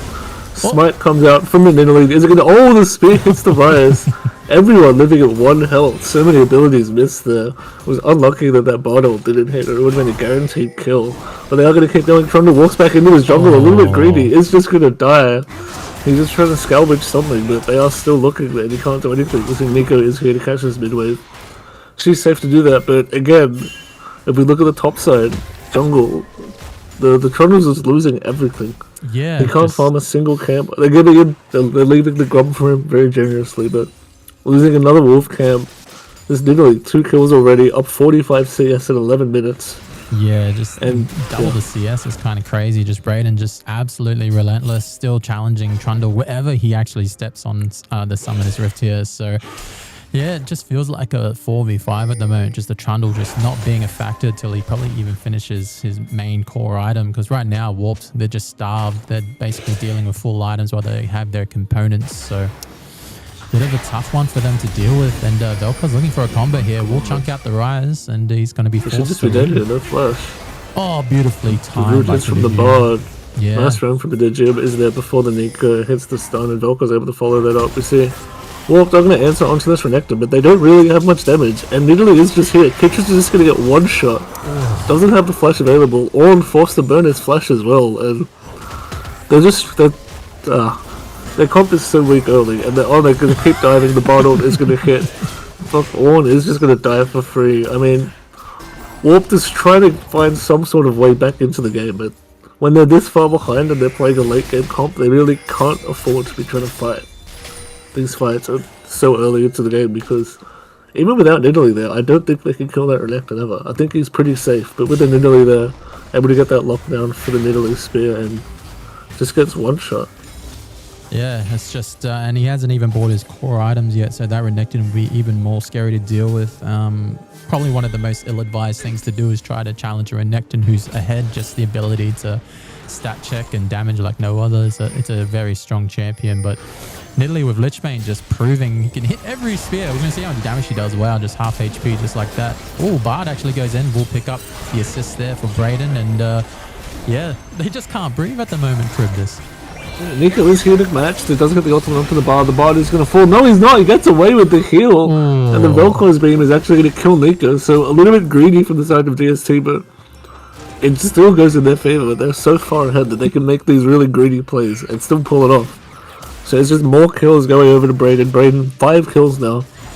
And he's also just getting the enemy bot side. So I think Trundle has farmed 1 camp in the last like 6 minutes. Yeah, he's literally not allowed to play the game, and now he sees his top side's finally up, so he's going to pick it up. But they're just going to give Dragon for this, so they're just being outplayed in all 5 roles here. Yeah, and it's just Nidalee just with even the Conqueror rune just able to match and exceed. Just the jungle gap here, unfortunately, is just showing why Braden's the best jungler in the comp at the moment. Just able to create his own tempo at his own tempo, create his own opportunities, and of course it's on probably his signature pick of all champions. We've forgotten he's played Nidalee and he used to be a main on it, so now we get to see how strong it is, and especially if he gets a big lead like this. And right now it's just the only saving grace is this Rise. He's able to scale a bit more safely. A bit of a love tap there by Renekton, but as you can see, even Renekton, just even with an Eclipse Rush, just able to deal with the Ornn on the side lane. It's just so hard for them to deal with it, but Nico able to get out of dodge on that one. Oh no. Oh, he's gonna get hit anyway. Oh my god, the spear and the ace in the hole is enough to kill him. You don't even need to hit the CC if you're that far ahead. 1 spear into the Caitlyn follow-up, and he's just dying in his own jungle. He's not even overextending. He's walking around in his own red buff, and he's just dying. Yeah, it's just like looks like a Wow. big line has been drawn, and it's completely not their jungle anymore. And I think Braden's kind of established that. So as soon as this mid lane turret falls, it's going to be so much more trouble for them, and this top lane turret as well. I think this Ornn is probably going to die unless he gets out. He's going to take. Pops the the turret. ultimate. Trundle's here. We'll see if they're able to do the damage. Trundle does have the ult available. It's going to melt the resistances, but they are just going to turn on Trundle. The spear hits Renekton falling dangerously low. Braden able to flash in, follows the Trundle. They're going to keep fighting their Rise is can they here. get Are they them? able to run down? No, the match is coming here from Prodigium. Hits the portal with the Vel'Koz. Misses the stun. The Vel'Koz is going to hit. Do they have the burst damage for the Rise? Yes, they do. Rise is going to Oh. die. Oh no. It It was so close. They saw that Renekton was low, but that champion, he thrives being in such low health in those situations. He just lives long enough, able to hit the W, and then they're following up Braden with the spear. Exactly. And they just one-shot. And then a nice run for Prodigium there with the Vel'Koz, able to pick up Satanic Badger, who was trying to salvage the situation, but as it's been this whole game, Destiny is just one step ahead. Any fight that Warps think they have, Destiny have an extra member. Yeah, and just the gold graph just sort of represents just when they decided to turn on the Jets. And it was just at the 10-minute mark they decided, you know what, we're going to take this game. So 12k up at 13 minutes, 13-0. It's just a very dominant performance. Destiny showing why they're the best team and the team to beat in this current part of the competition as we end the main season. So it looks like a lot of teams will have to do a bit of their homework to try and take out this squad. So we're going to see if anyone's able to do that before we get into the playoff bracket. But right now, yeah, Warped, what can they do here, Charybdis? What can they actually do to come back? Because I don't think they can't do anything. I mean, realistically, I think they can't do anything. I think this game is impossible to win. Unless Destiny decide, okay, we're going to stop forcing and let them farm. If we go, now they are looking here. Chaotic Madness overextended, has the flash available, is going to flash out. But the bard ult is there. Renekton is just going to one-shot this guy through the barrier. Ace in the hole comes out, not needed. Yeah, as I was saying, the only way for Warp to come back to this is if Destiny let them scale back into the game for free. They still do have the better late game comp, but it's going to take them 50 minutes to get to those power spikes at this point. And Yeah. Destiny isn't a team that is usually going to let you scale for free. They are just going to permanently be fighting in here. They're looking for Badger as well. Nice stun from the Bard. Cancels the Rise ultimate. Is going to have to flash. The Vel'Koz ult does the damage anyway. Rise burns his flash and still dies. But yeah, as I was saying, Destiny not the team that's going to let you scale for free. They are so good at pushing the leads that they get. So even when they have a draft that, in theory, doesn't look that good late game, if they're able to get so far ahead early, they're just going to punish you so hard. Yes, And now they they're are. charging down mid. Oh, Now they're Prodigium gonna do the takes the bot lane, 360. and he hits it. He has his license. He can drive. Yeah, Daniel can drive, so a shout out to Prodigium there. Just able to pilot it perfectly. The Mites will finish that off with the Renekton, and right now, just I'm wondering if Braden's gonna buy a Holy Bible or Medjai's in this game, because right now he's just sitting on 10 stacks, doing whatever he wants, throwing out those spears. I would imagine at 25 stacks would be even more scary unless he thinks about going for a straight Rabbers. Who knows? But yeah, right now it's just Warp is just trying to find any sort of tempo, but they're just, yeah, at the 18-minute mark, they're forced to just stay inside their base, and if they take a step out, then yeah, right now I can only feel how they're feeling, which is, you know, this is not their game anymore. They're just not able to create any sort of advantages. They're just playing with disadvantages. So yeah, they're just going to pray that Destiny take their time on this one, but you know, there's Soul on the table, there's Baron on the table, and Artican on the table. It's just, what can you do? Yeah, I mean, pretty clinical performance from Destiny. Like, even when they're usually this far ahead, they do usually make some mistakes. They interfere kills over, but we see here, 20 minutes in there, and they're up 15-0 in kills. They're just completely bleeding Warp dry. Absolutely nothing that they can do. Warp was able to pick up that first dragon and one grub, but other than that, they've got nothing. All three turrets for Destiny are basically sitting at full health. Warp can't even hit a turret. They can't get an objective. They can't do anything. Kidz can't even farm his own jungle. Yeah, he's just taking whatever scraps he can, because, you know, he can only basically try to farm one side of his jungle without dying, and then Braden just takes the other, and right now they're just getting collapsed on right now. Oh my. Nice bard ult. One ult is here for the disengage. Nice pop blossom onto the Renekton. Renekton is getting chunked out, but he does burn the ultimate. It's going to stall so much time. It looks like they had an angle on the Renekton, but when you're so far ahead as Renekton, you don't die. Ace in the hole is going to come out onto the Nico, doesn't get the kill. Chasing down the Bard. Bard a little bit overextended. Does flash out to safety. Needling fighting with the Rise now is going to walk out, but And yeah, I mean, that was a good look from Warped. If they weren't down 15,000 gold, the Renekton dies there, but he's so far ahead that he can take all that damage and just stall enough time for the Renekton, not the Renekton, the Vel'Koz to follow up and hit that ultimate and just melt the front line, because this Ornn Trundle is just not tanky at all yet. They have no MR into the side of the Vel'Koz and the Nidalee, so they're just melting whenever Vel'Koz hits that ultimate.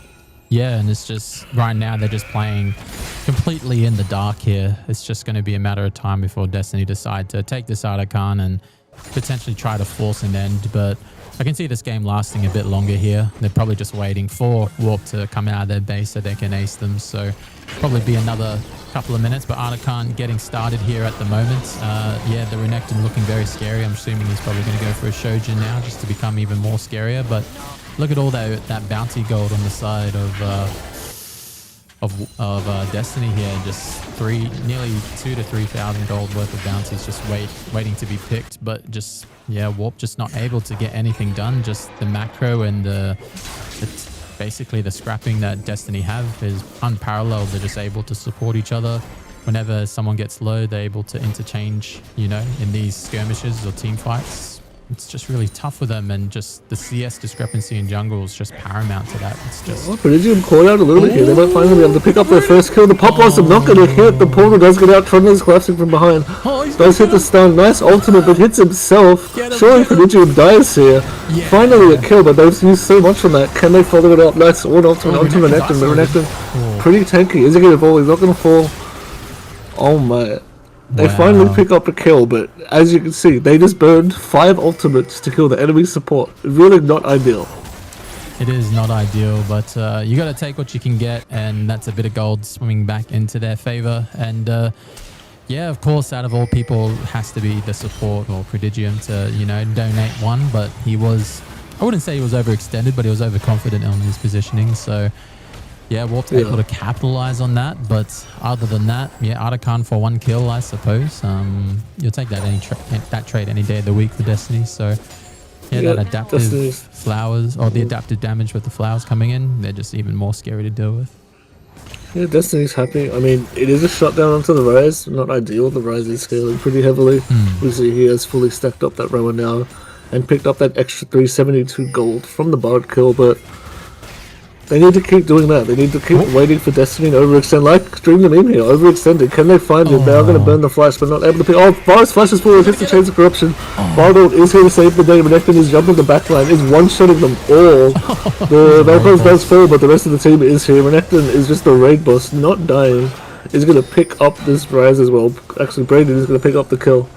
And again, it's a case of Warped see a pick, they think it's a good pick, they fully commit for it, they get the kill, but then they have to use all 5 ultimates to pick up that 1 kill, and by the time that this Vel'Koz actually died, Renekton had flashed onto the backline with the ultimate, and then the follow-up from the Nidalee, and they just have so much damage that, the kill doesn't matter. It's a 4v5, sure, but they have no ultimates, and they're down 20,000 gold.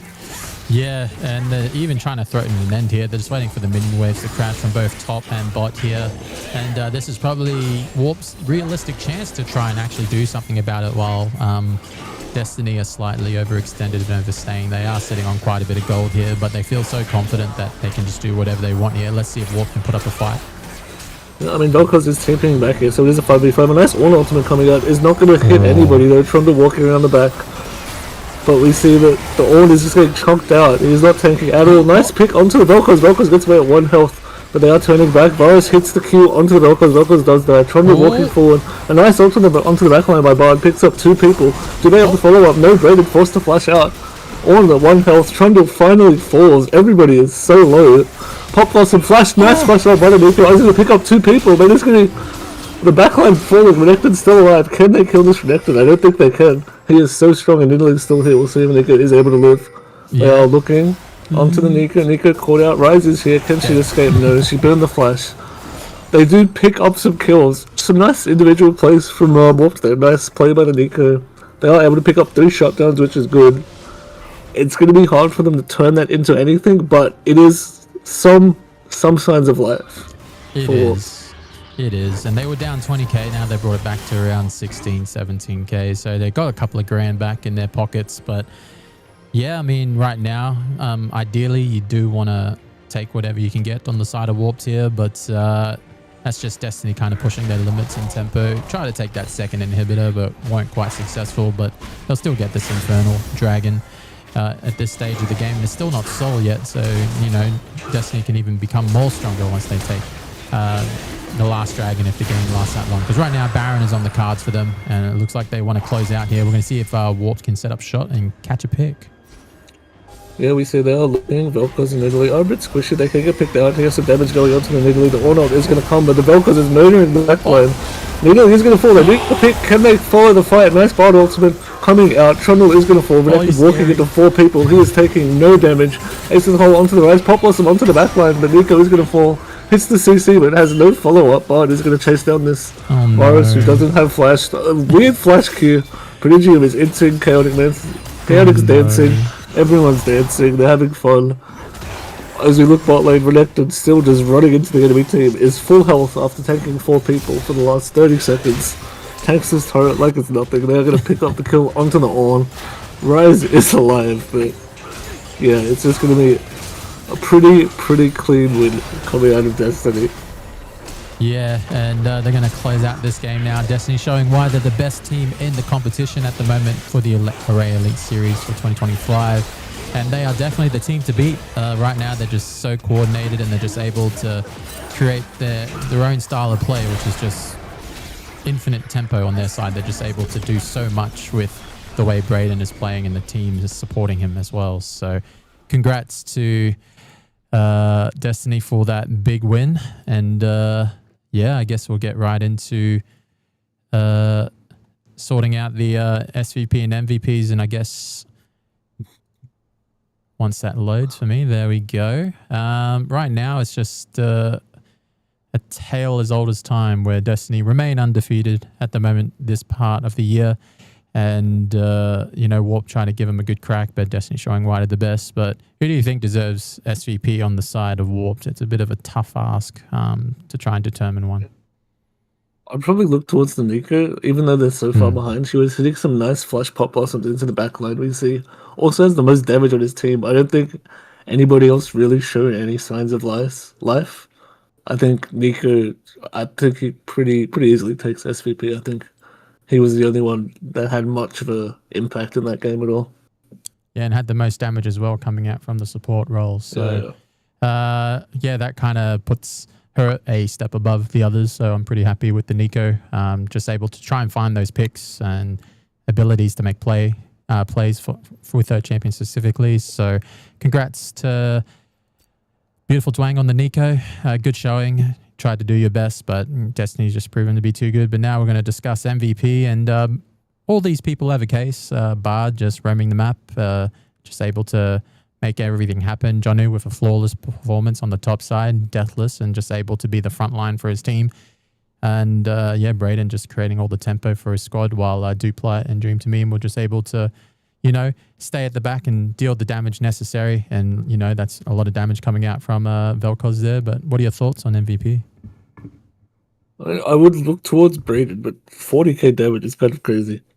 So it's hard to look past that. But I think Braden on the Nidalee was pushing the tempo of the game. He had his team helping him pretty well, but I think he was the one forcing the plays, making the calls, telling his team to come with him, making sure that they can snowball that early lead that they got from the level 1. So I would look towards him. If not, I think Dream to Meme had a pretty good game. But yeah, 40k damage is a lot. But it wasn't that hard. He was just sitting back pressing the R button while Renekton tanked 5 champions and literally just walked forward and killed them all. So I'd go between those two. You could pick. Okay, I think we just saw a masterclass from Braden. Just the ability to make this draft work was because of the Nidalee, just creating so much pressure and tempo on the map and just not giving, you know, even a breath on the side of Warp, just basically making the Trundle non-existent and just affecting all 3 lanes within the first 12 minutes. And it's just, yeah, masterclass from Braden. So pretty happy to give him the MVP on this one. He's just enabled his team to do so much. And whenever someone was in trouble, Nidalee was always there to save the day. So shout out to Braden. Flawless performance besides that one random catch out near the Baron pit. But, you know, it is what it is. You know, 5 people are trying to kill you. You know, you're probably going to die eventually. So Congrats on Braden for getting the MVP and SVP to Beautiful Dwang. Destiny undefeated once again. And we're going to go to a small break. And yeah, this game finished pretty quickly, all things considered. So we might start the third game a bit more quickly than usual. Just depends if both teams are ready. But what are your thoughts on the third matchup between the top two seeds? I would say, yeah, Jewpies and Destiny playing another game. What do you think this match is going to turn out to be? And any early prediction from you, Charybdis? Prediction wise, I mean, I would expect Destiny to take it. I think Jewpies have looked pretty good, but they have a lot of weaknesses early game, and Destiny's a team that is going to punish that. But yeah, definitely two of the top teams. I'd be interested to see how it goes. I think Alright. Jewpies need to fix up their early game a little bit, but if they can get to that late game in an even state, their macro usually is pretty good. So it'll be interesting to see. Yeah, it would be, especially with the top two seeds in the tournament battling it out for that first one. So what we'll do is we'll take a small 10-minute-ish break and we'll be right back. Don't go anywhere. Thanks for watching the Array Elite Series League of Legends tournament for 2025, and we'll see you soon.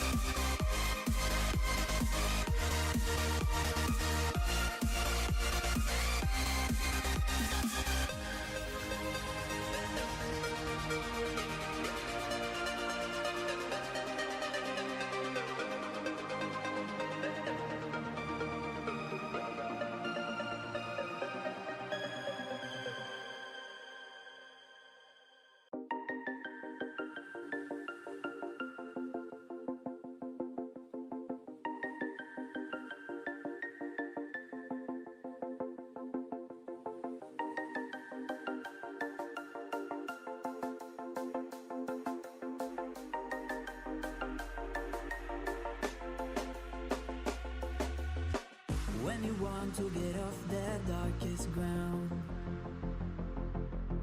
but gravity pulls you straight down. Earth from a bird's eye view. You should grow feathers and see this too. When you want to get off the darkest ground, but gravity pulls you straight down.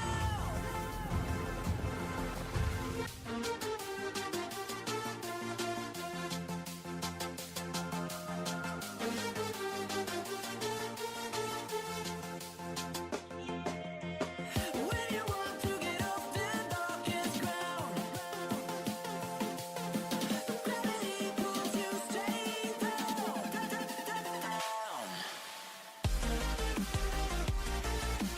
Clear sky.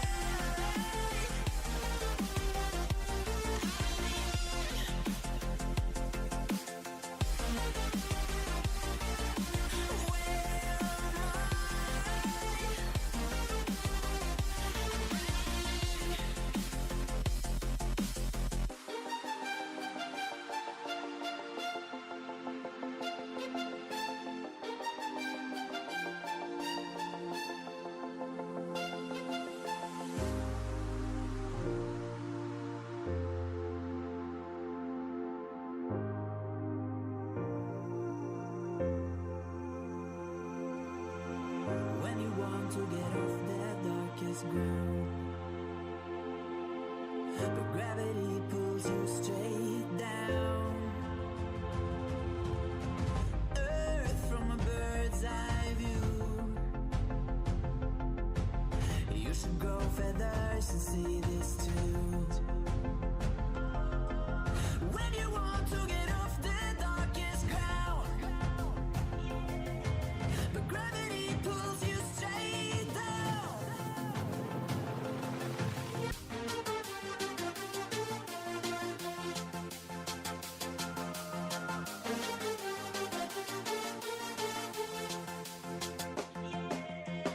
When you want to get off the darkest ground,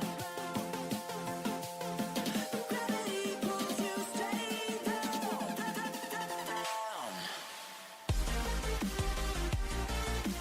Clear sky.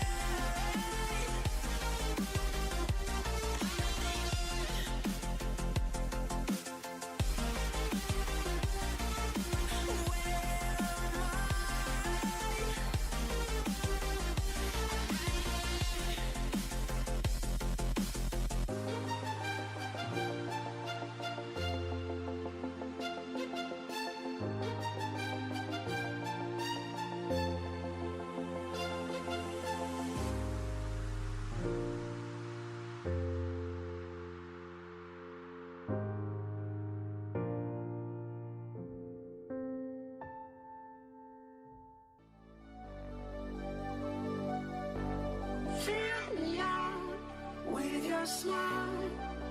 Like the sunshine brings the light. Fill me out with a flame. I will let you in this game. Take me out when I'm down.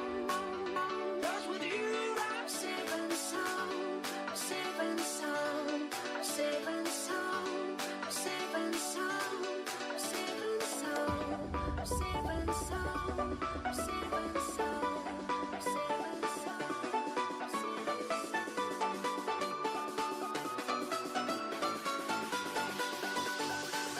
sound.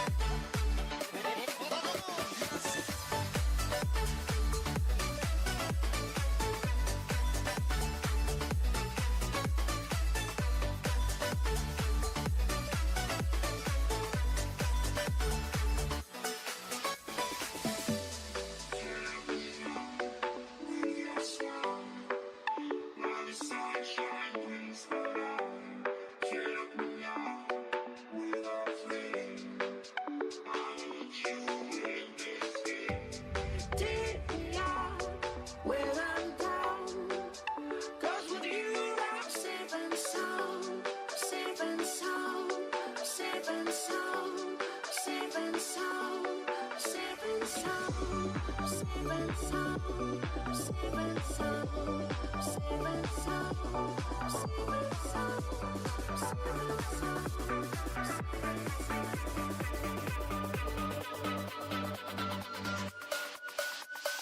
Break that beat.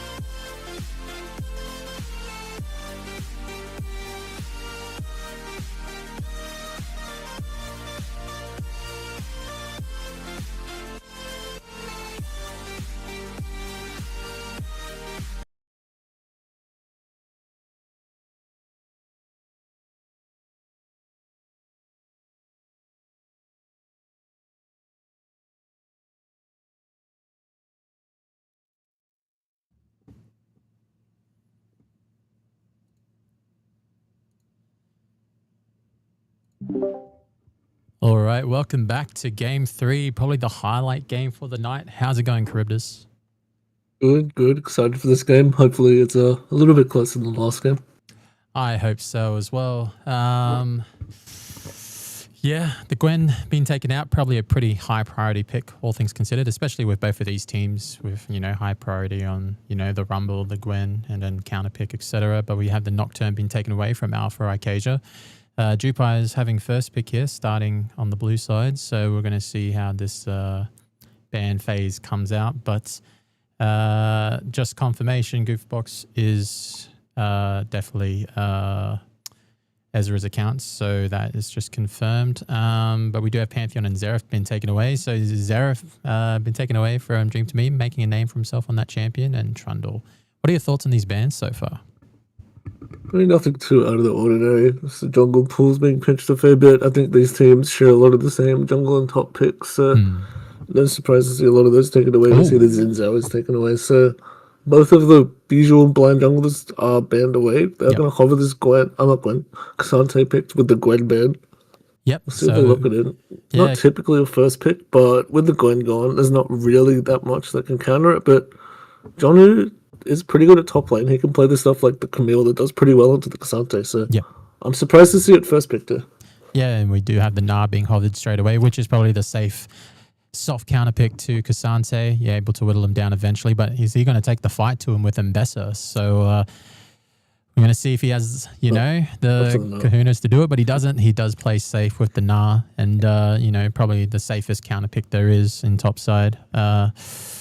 Yeah, we haven't really seen a lot of Nah. I think this is the first time we've seen it. Is that right? I can't recall seeing Nah. I don't think we've seen it now, which is surprising because it is a pretty safe counter pick and it is a ranged champion that also works as a tank. So Yeah. it's a very standard pick into these tank champions. We see Varus is taken away for Duplat as well.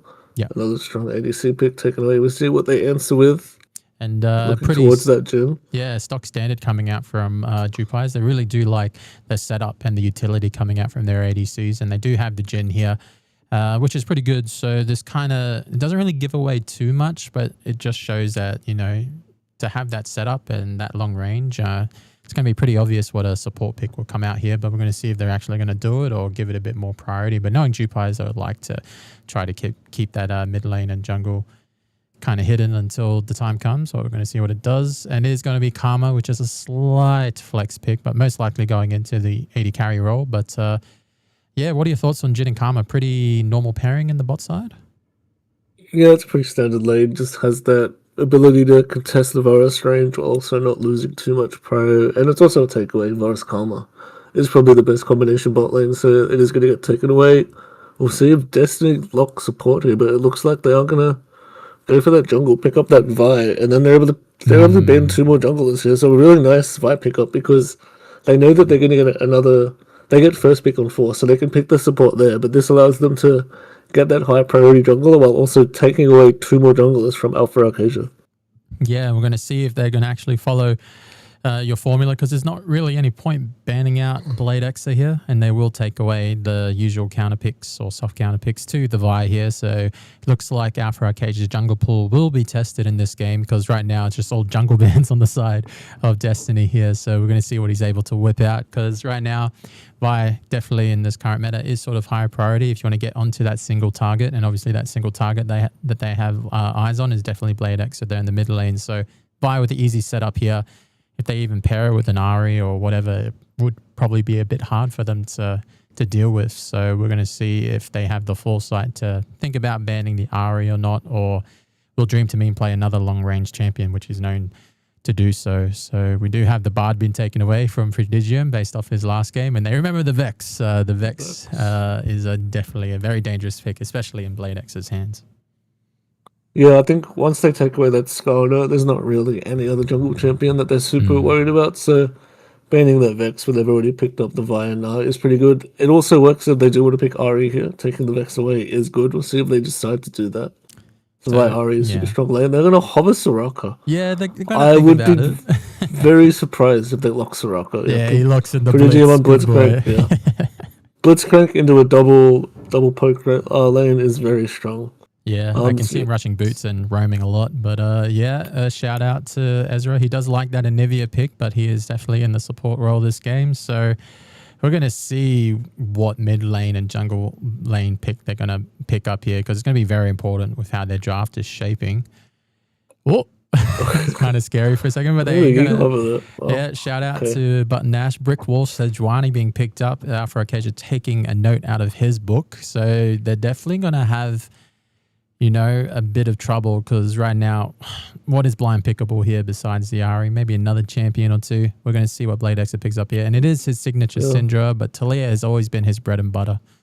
And Victor as well. Any sort of long range mage is typical of him. So Victor, Syndra, Talia, all pretty similar. Yeah. They're going to lock in the Victor. Not the best combination with the Sejuani, but it looks like they are just going to...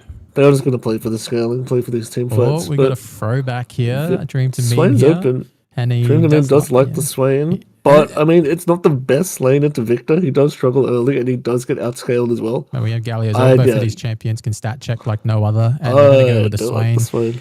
Yeah, the Galio Vi was looking pretty scary there, all things considered, with a mobile Victor.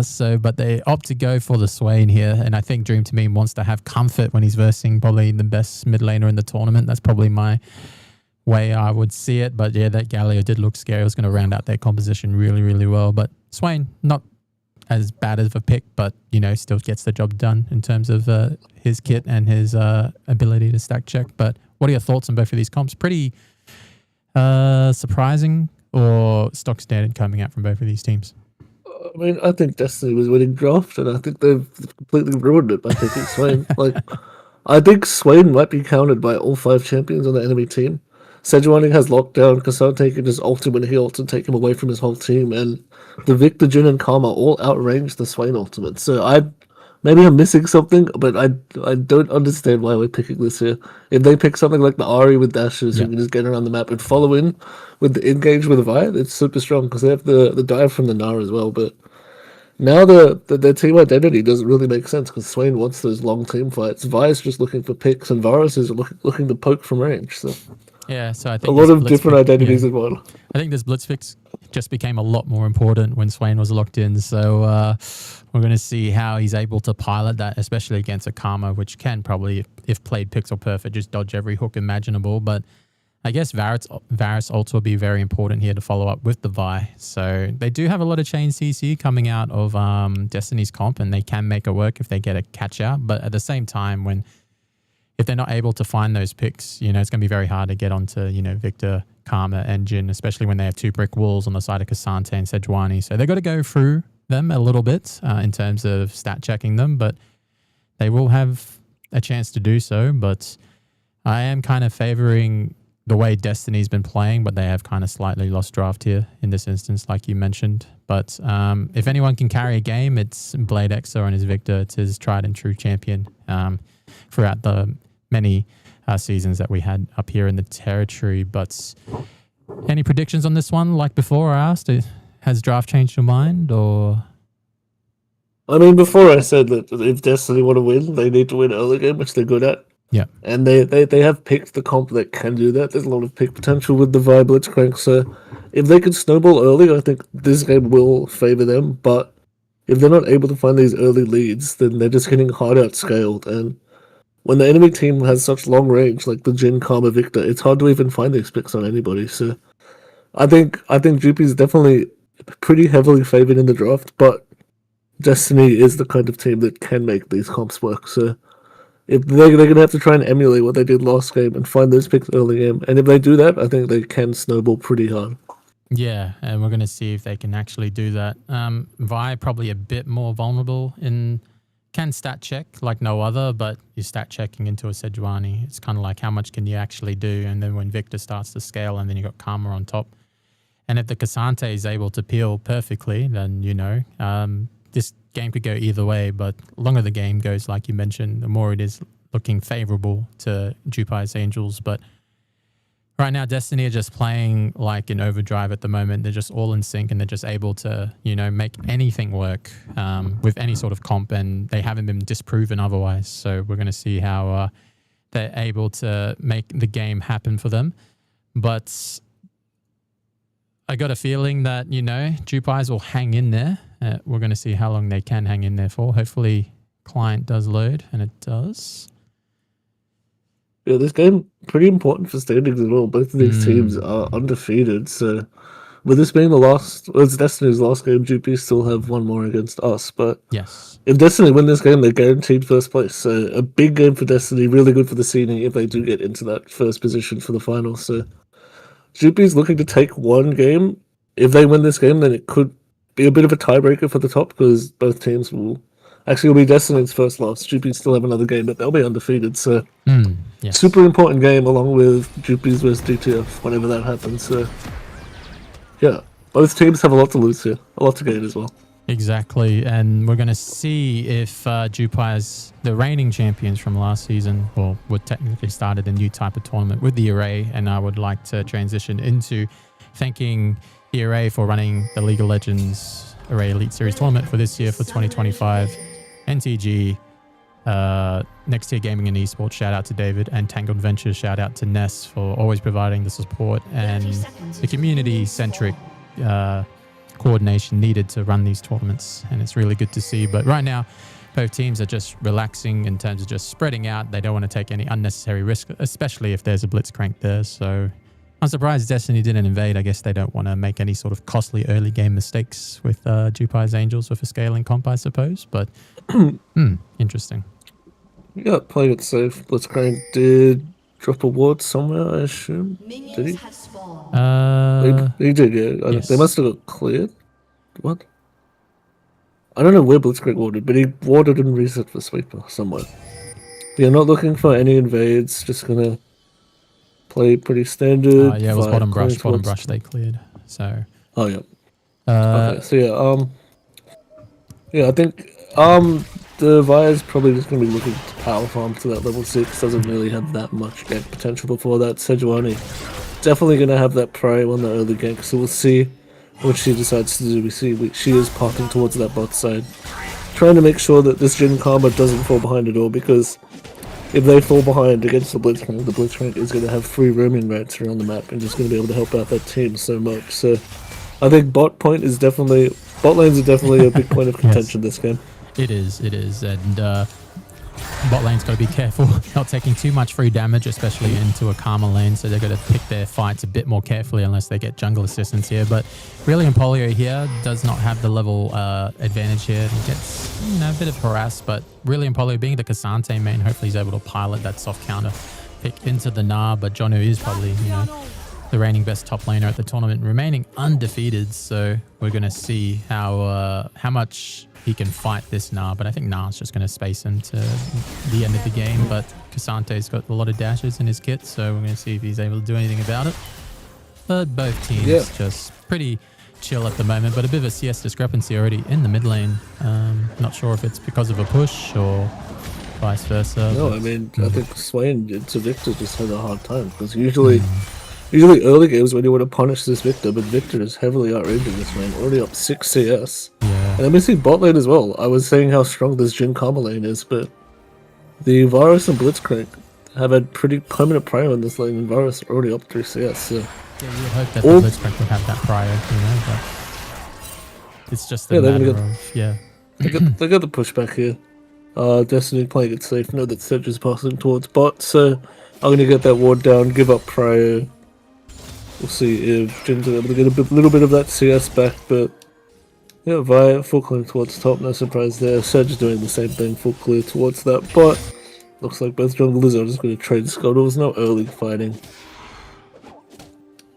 Yeah, it's just teams are just kind of scoping each other out, just getting a feel for the game, because both of these comps have definitely, clear identities on what they want to do. We're going to see how volatile Brayden on the Vi pick will make this game, or Prodigium on the Blitzcrank, because right now this is just playing into Jewpies' hands. But a hook lands, but nothing really transpires from it. Oh, is so close, but we have Blitzcrank trying to run down, but does live on 100 HP. Goofbox is able to get out of dodge there, but yeah, summon is expended from both sides, just the heal and the ignite respectively. But yeah, I mean, SD's happy with that, and any Blitzcrank lane is pretty happy to trade summoners. And now after that fight, we see Blitzcrank able to get prio on that bot bush, and just Jin isn't able to walk up. We see Vi is walking towards the bot lane as well, looking for a potential dive, but both of them do have flash, so it is a pretty hard dive to pull off. We'll see if they go for it. Vi is here, channeling the kill. The Blitzcrank hook barely misses onto the Karma. Is going to walk out. Looks like Vi is going to help them clear this wave and just get the crash in. But yeah, I mean, Destiny pretty happy with that, but still they didn't manage to burn any flash. So I mean, Jewpies are pretty fine with that. Jin's going to be able to catch that wave on turret pretty much for free. So nice look for the hook, but yeah, early game with that lethality Varus. I don't know why. Lethality Varus isn't going to do much damage early game until he has that Dirk, which he does now. But even late game, it's this enemy comp. it's I don't see. Yeah. I don't see who's killing the Sejuani and Cassante. I guess that That is the benefit of the Swain. Swain will burn damage to these tanks, but other than that, they don't really have any damage with the Vi or the Varus. Blitzcrank walking mid, Vi is here as well. Bloodexa has the flash available. Flash from Prodigium looks for the predict. Is it going to work? Burns his ultimate. Bloodexa turning around, going for the trade. Does force them out. I'm surprised he didn't flash knock up, but he flash hooked. But maybe a VOD review for that one. Flash hook usually not the play you do when you hit the flash E and then hit the hook, but A bit of I nervous, mean it maybe. worked. It worked. They burned Bloodexi's flash, which is very scary, especially when this Vi is coming up towards that level 6 in the next minute or so. So I think Prodigium definitely going to need to look at mid again, try and punish this flash, but with that play failing, they are just going to lose that early dragon. And when Jewpies is playing such a heavy scaling comp, getting that early dragon is super pivotal in this game. Bit of a trade from the top lane, but As we see now, pretty safe champion, just presses the E button, jumps twice, back to farming, and as expected, now having pretty much permanent prio in this lane is going to have a CS lead pretty safely as well. Blitzcrank misses the hook bot lane. Yeah, I mean, with the dragon being down, Braden is sitting towards that top side, looking towards mid, does get level 6 off the scuttle, has a Seeker Destroyer available. Is he going to look for it? Blade X have walked up, they're not looking there. Hits the ultimate, has the Q available, can we hit the Swaining? Is going to get stunned, they're going to have the damage, Blade X doesn't have the flash available. They did wait a fair while there, but it doesn't matter, with that no flash, is easily punished. Nice play out of Destiny by picking up that scuttle, hitting that level 6, and then, yeah, without flash, that victory is very, very killable. It is, and that's just the first glimpse of Braden just sitting mid, and just whenever he's able to, you know, go into, you know, have a scope at the enemy jungle, he was able to see the Victor just slightly over the halfway line and just able to punish him. Probably Victor walking up toward the brush probably punished him as well, but yeah, he does pay with his life. First blood going onto the side of Destiny, and they will kind of need that onto the Swain because, you know, Swain seems to be the only person that can get through these tanks while the Varus is, you know, just sitting on a tier and a Dirk. So it's going to be quite a while before you can hurt anyone in any way. But do you think they should prioritize these grubs here from your perspective? See, up for Arcadia, looking top lane. We'll see if Johnny is caught. Nice sidestep, is able to jump out. Still has the flash available, gets stunned. Can the Xante hit the ult? No, but the Sejuani ult's gonna hit. Johnny is saving his flash, thinks he's safe, and gets perma-CC'd. So well played by Alpha Arcadia. I was about to say that Sejuani really inactive in the early game, but as I say that, picks up the kill, and that should lead to the grubs being picked up. We see Karma has roomed up here as well. They are just gonna take that one for free. Braden walking into the enemy jungle. Destiny's looking. This is pretty standard from Destiny. They see that they're gonna lose an objective, so Braden walks into the enemy jungle with Prodigium, takes the camps. I'm surprised to not see a dive here though. The Jhin is a pretty immobile champion sitting on his turret. They know Ezra has roomed up to that grub, so I would have liked to see a dive bot, but they're gonna look for the fight mid. Can they get the pick? The enemy team is here. Nice hook onto Blade X. Blade X is going to be chopped out. So Blade X taking so much damage. Blitzcrank flips away. He's burning to the Victor ult.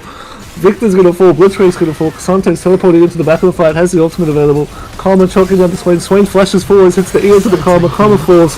Sejuani's low. Swain's low. Swain's healing. Xante on the backline picks up the Swain. Is going to keep fighting. I don't think he has enough damage here. Nah, has popped that ult. Hits the Q from the Vi. Oh my god. And that is a 4-for-1 for the side of Destiny. Yeah, that was a big scrappy fight, but Swain just able to output so much damage for, you know, 30 seconds. You know, eventually it's going to hurt, right? But yeah, right now Destiny just have their eyes set on the mid laner of Blade X. If they can shut him down, you know, so many times, and, you know, what can they do if he's not able to output damage? But oh no, Jhin is just going to have to burn his barrier, hold his flash, almost hook. Oh my god, Duplat is queued backwards. There's a misclick there. But yeah, that's I mean, why I was panicked there for a little bit. yeah, I was worried about the Swain, but if they're able to punish Blade X this hard, the Swain Vi does have a lot of them, like single target damage.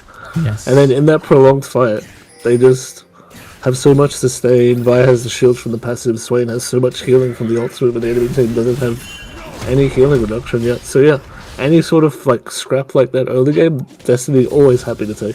Exactly, and it looks like Brilliant Polo will have a job to do, just try and take the Swain out of the fight or find a high priority target.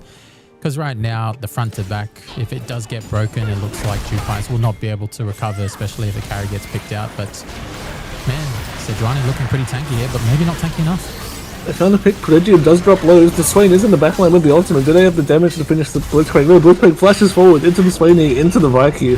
Sejuani looks for the aggressive play, but is permanently CC'd. So it is just going to be another kill going over to the side of Destiny. Alpha Arcadia not quite tanky enough yet. Doesn't have that first item completed. We see Vi is chasing down the Karma. Karma burns the flash over the wall, but she's on the wrong side of the jungle. Swain is here. Is going to be able to pick up this kill for free. Swain, another kill for the Swain. Another burn summoner off of Karma.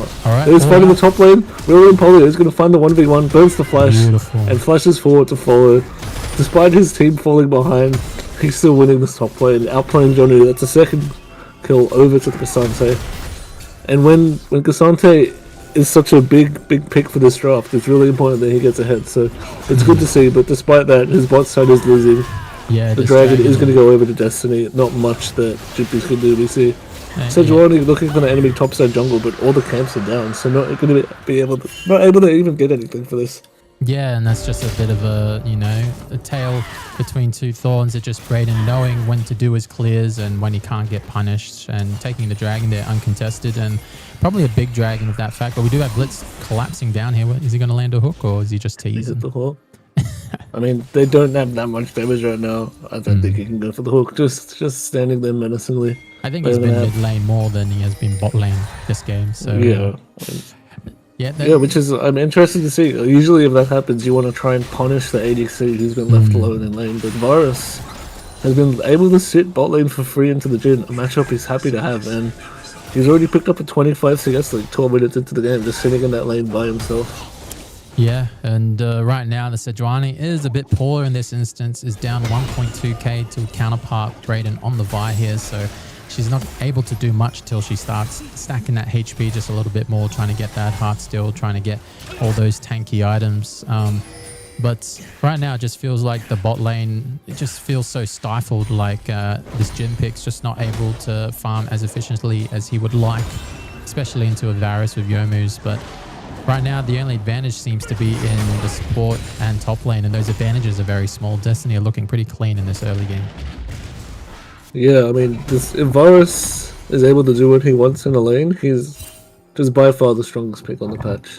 So he's really blindable, and when you respond with this Jhin Karma, you really need to be winning that early game, but I don't know what happened, but somehow the Blitzcrank had Prio in the lane. He was standing up in the bush for free, Varus farming, doing whatever he wants, so... And it's happening again. They- Look at the minimap. They are walking mid for free, and Varus is more than happy. He's hitting solo XP, he has no dive threat. He's fine to catch this wave on turret for free. This Varus is just going to be so strong, even though his score is 0-0-0. He's been solo XP for the last 10 minutes. He's up 30 CS. Yes. He's already picked up his first item. He's going to recall him all no. now looking mid lane. The cease and desist does hit onto the Victor. Victor doesn't have the flash available. Swain ult is going to come out, and Blade Extra caught out once again. Yeah, I mean, when you get caught near your tower, it is what it is. I understand that. But if his jungler and support were hovering in there, they just don't have the timers down or the syncs. So, yeah, this Swain definitely being taken advantage of in terms of giving all this support. Look But are up they going Swain to catch here. him out? Sejuani ult does burn the Swain flash. The W is going to hit. Do they have the damage? Karma is here. Doesn't have it. Hits the Q. Sejuani is hitting the Swain. Can he get the kill? No flash available. Does pick up the Swain. Blitzcrank is here to match it with the Vi. Can they get a pick here?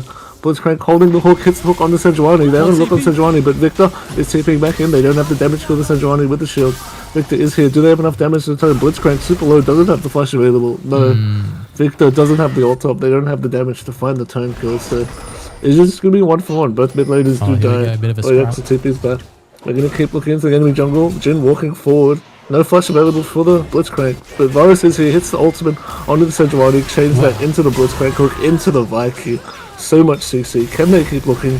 Oh, no, Q is going to hit onto the Jhin. Jin's running away. Jhin has flash available, but looks like he's going to get hit by another Q into the Swain W. Burns the barrier, burns the flash, but Vi has the flash available to follow that one up.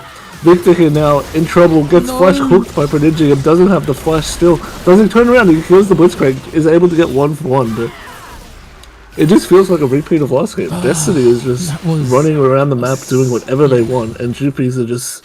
They've picked such a scaling team that they can't do anything about it. Vi is just running the map. Swain's walking up, doing so much damage. Prodigium doesn't even have to lane. He follows his jungler, he hits hooks. And Jewpies just don't know what to do about it. I think that was the longest series of fights that we had. Went for like 70, 80 seconds, just non-stop fighting and scrapping. And Destiny showing why they are the better team. And yeah, right now it just looks like this Sejuani is just not even a tank. It's just like a piece of paper at the moment. Just the Vi just doing so much damage. I'm assuming she's going to go for a Black Cleaver. She did pick up a lot of gold here. Kasante just trying to take any sort of advantage he can get. He does have a decent gold lead in the top lane, but the rest of his team are thousands of gold down in their respective roles. So you could just see ADC, mid, and jungle all down roughly 1,000 gold, but jungle nearly 2,000 gold down. Hook hits onto the Karma. Karma has to burn the flash, gets hit by the my God. Swain. Do they have the damage to follow it up? They do. Is going to Wow. fall. Another pick by Prodigium. And this is going to lead towards Destiny looking towards this Herald. Or Casante's in Kasante a trouble. little bit caught out, but has the flash available. Cease and desist is going to hit onto the Kasante, into the Gnar ult. Kasante is quite tanky, but isn't tanky enough to tank 4 people. Hits the E, but is just going to die. Doesn't want to waste his flash or ult. And Kasante is going to duel. That's going to be two picks for DST into the Herald, I would assume. Scott will take it as well. We see Swain also TP's back bot lane, so they don't even bleed bot lane for that. Oh, this Dragon is up, scary. so they're not going to go for the. They're not going to get the Herald. They're going to fight this Dragon. So This is Giovanni has 4v3. started up. Oh no. Hey, but Jewpies not looking good. Can they turn on the Swain? Do they have the damage to burst it before the fight starts? No, they don't. They are just going to turn on by Nexa, and Jewpies just going to get rammed down here via so much damage. No flash available on the Jin. Sejuani has flash, should be safe, but yeah, I mean, good look from Destiny. I mean, from Jewpies trying to start the Dragon when the enemy's making a play topside, but they don't really have the damage. So even though they had the early turn onto the Swain, they don't have the damage to follow it up. So the Swain's able to live long enough that the rest of Destiny just walks back in, takes the 4v3, wins the fight, burns all flashes, and now pick up this Dragon for free. Yeah, and they probably have to VOD review that because Blade X was caught on the very tip of the Varus ultimate, if I remember seeing, and was not able to output the damage required to melt the Swain and get out of dodge. So, you know, it's a game of pixels and he wasn't able to escape there. And right now it's just all the pressures on him. Destiny as a team are just collapsing on him whenever they have the opportunity here. And right now looks like Karma's Looking on going to die as Karma, well. who's overstepped. Jewpies are hitting the Herald. Can they burst it? They are going to stick it. Karma is going to fall, but Nah is here on the Herald. Can they pick it up? Sejuani does pick it up, but they're all going to die for this. They get the Herald, but they are going to lose 3 members for this. He can't even pick it up. It's a disaster.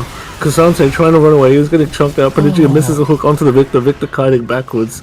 They finish the Herald, but they don't pick it up, and they lose 3 members. It's just disaster after disaster for Jewpies. They're trying to be proactive, but it just seems like Braden is just one step ahead of the whole enemy team every game. They get a small Any consolation fight- prize in the yeah. bot lane though. But, They get bot turret, but like, this is really hard. Jin picking up the gold doesn't really mean that much. They need the Victor to get back into the game.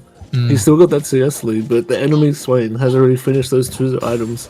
He's going to pick up those Merc Treads next as well, and he's just going to be so tanky. And in a team comp where they're relying on the Swain to be like the main damage late game, him getting ahead is just a disaster for Jewpies. It is, and you know, the Victor's forced to build heal cut, right? So he can deal as much damage and, you know, negative healing as possible on the side of Destiny, because it stifled his main build path or his core build. So he's going to take quite a while before he builds his other core items. By all means, it's not a bad item, but it kind of affects the way he's going to scale. So he's feeling the pressure, especially from this Destiny squad. But 5k gold isn't insurmountable, but if you give that lead to Destiny, it's going to be very tough to come back from. Yeah, I mean, unlike last game, despite Destiny having the lead, I think Jewpies do have an angle back into the game. Their late Yes. game is still much better than the enemy comp, but as you said, with the Victor having to pick up that early Oblivion Orb, he's just going to hit his power spike so much later. We see, as I said, Swain already has 2 full completed items, Victor only having the Blackfire and the Orb, so they do have an angle to win, but they need to try and stop this bleeding a little bit, because we see Destiny already picked up 2 dragons, and they work towards that soul. There's really not much that Jewpies are going to be able to do. Yeah, so it's going to be very tough for them to, you know, deal with this in any way, shape or form. Like the Karma pick, you know, it's not having the impact as you would thought in the early mid game, where he's just trying to stifle the Blitzcrank. Like Prodigium just able to run the map with his jungler, just matching and just able to create the tempo required. And they're just always hovering around mid, trying to get that mid prior, try to get those picks and then translated to leads elsewhere on the map here. Right now, Jewpies, they're playing so reactively here. They finally do get a catch on Blitz, but is it really a catch? They don't really have much damage. They say they are just going to turn around onto the Jin. Has the flash available. Flashes into the wall. Can you get away? No flash available. Is going to fall to the Vire. We see that they are TPing in. Kasante coming in. But Sejuani is already dead. The Jin's already dead. Kasante TP is way too late. Flash hook coming out of Prodigium is going to miss. Victor is still free hitting on the side. But as we said, he doesn't have that damage yet. We'll see. Kasante does get hooked. Is going to get chunked out. Hits the knock up onto the Vire. But yeah, I mean, Jewpies try to find some angle back into the game, but Destiny is still so far ahead that Yeah, they can just Arcan's live, on the and cards, then- but are they going to take it? Yeah. Yeah. But they're going to walk towards the Atacon. I don't really see much that Jewpies can do about this. We'll see if they do decide to answer, or if they're going to try and do something else on the map. Now. Yeah. Sante's walking up to it, but they don't have a jungler, so Yeah, I there's mean, really not much they can do. yeah, unless Victor throws out his ult, it's probably not going to be enough. The Blitzcrank is always threatening. They just don't have a way in and to contest Jewpies are this. looking though. They are looking. They're getting Prodigium has desperate here. flash, misses the hook. Prodigium is Ooh, chunked out. Swain's Can they on look the for the fight? Swain has flash available, is a little bit caught out. Do they have the damage though? I don't think they do. They don't. Vi's going to flash forward, Swain's flashing forward, Destiny's looking for the fight, Kasante is getting chunked out, he is tanky but isn't tanky enough, burns the flash, has the Karma shield, is going to be able to leave, but I mean that's not, it's not bad. great, Yeah. not great for Jewpies, they lost to Atacon, but they did burn both the flashes on the mid and jungle, so if they can utilize that and try and look for this dragon coming up for 30 seconds, I think Jewpies have a small window here to try and make a play. They're going to look for that mid turret, Swain TPing to it, but turret should fall anyway. Yeah, they should, but the I'm problem going to is get they hit don't by the have tempo double now stun for into Dragon. Swain W. Yeah, they don't Yeah, have tempo for exactly. Dragon It's a good now. play to Yeah. get some gold back, but they really want to be looking for this dragon when the enemy team burned 3 flashes. But as we see, Blade X is chunked out, has to reset. He has the TP available, but by the time he TP's back, they've already lost all mid prey. His TP gets cancelled or his recall. And yeah, they can't contest this anymore. So I see where they're coming from, trying to get some objective gold back on the turret, but giving this third dragon over to Destiny really not ideal. He tried to make it go over the wall. I saw what Daniel was trying to do there. Shout out to Prodigium there, trying to get the red buff to go over the wall like that through the cone. They But also lose their mid turret for that. They lose dragon and mid turret because they all have to reset. So they're just way off tempo. yeah, so right now, just the tempo coming out of Destiny, they're just showing that as a squad, they're just reacting and they're in sync so much more than Jewpies at the moment. They're just playing reactively at the moment. They can't create any sort of tempo. Blitzcrank is on the flank. It's a call out here. Oh no, the Prodigium sync- is the just sync wasn't there for that one particular moment. no comms at all coming out of Destiny. Swain hits the root and Blitzcrank is just hooking left. Yeah, because he didn't Unlucky. believe his mid laner would hit the hook. So, I mean, that the Hits the Oh, hits this he's one though. up. Karma has a flash available. The Transit Corruption is going to hit. So much damage coming out of the Varus. The Ignite we is go. going to pick up the kill. Oh no! Wow. So yeah, Jewpies, they're starting to bleed a lot now. Here, the gold lead has come across to the 8k range, and it is starting to look a bit dire for them. But they do have the draft, like you said, and the composition to outlast them. Eventually, these tanks will get so tanky, but the Swain is so accelerated to the point where he's actually going to melt through these tanks a little more than expected, and the Vi is just so strong. Just whoever she combos with that Sterix gauge and the build that she has, she's going to melt in one shot most people on their squad besides the tanks. So yeah, Jewpies definitely have a big task ahead of them. Can they last another 5 minutes? But the problem is now they have to answer souls. So you know, they're on a timer, and if they give this soul away, it's probably going to be curtains for them, because that soul is particularly deadly on the side of Destiny. So going to see how it transpires. Yeah, they really don't want to fight in 3 minutes, but after they give away that third dragon, they have to. They don't have a choice. We see no champion on Jewpies really hitting any sort of power spike yet. The Jhin should be able to pick up his IE before the fight, but even then, the Jhin with IE Collector is not going to be doing anywhere near as much damage as his Varus is, who has already picked up 2 items. We'll probably pick up a third one before the dragon fight. Vi already picks up that Sterix and the Sundered a Sky, bit so dangerous super for Blade tanky on the Xer. picks. He's gonna look for Blade Xer. Has flash available. Doesn't matter. Gets hit by the Q into the Blitzcrank hook, into the Duke like Q, and he is just melted. Yeah, 4 people on the side of that map, and yeah, they're just wherever Blade Xer is, Destiny's like, yo, what's up? I'm gonna be there as well. So yeah, they're gonna try and get top lane turret. They have 4 people on this side of the map, but they got to make a decision, and a They're very forcing big Baron. decision. They have to. They're forcing the Baron, but by the time they've started it, it's way too late. And with a Jhin Karma bot lane, they really don't have any Baron damage at all. So this is not a realistic Baron. I mean, But if Destiny had any map Destiny sense, they not can a walk map. at this Baron and stop them. But all right, I now mean, they're aware of Blitzcrank's it. here. They're aware of it now. like they spun it out so late, and it doesn't even matter because Jewpies' damage on the Baron is so low. Jewpies have to look for a turn here, but they don't really have any damage without playing extra light. This is Prodigium. Alright, His he's little coming contact up now, Xante. but- Xante is getting so kited out. Xante on the backline though, can you get a pick? He is way too far away now. We'll see if Vi doesn't have the ultimate, but the Swain W slow into the Varus. He is just so much slower. Xante does go for the ultimate onto the Varus, but doesn't have the damage available yet, so Yeah, I mean, Xante trying to pull members off his team, he did it successfully, but he just had nowhere to go after that. Didn't have the flash available. And yeah, I mean, Jewpies finally trying to make a reactive play on the other side of the map, but they started it way too late with a team comp that doesn't have any Baron damage at all. Yeah, So right now, Destiny they're not really at any threat. They're just so scared to walk up at the moment. Baron's already down to half HP. What can they do here? They can't fight and they can't do much about it. So Dwayne going to get melted.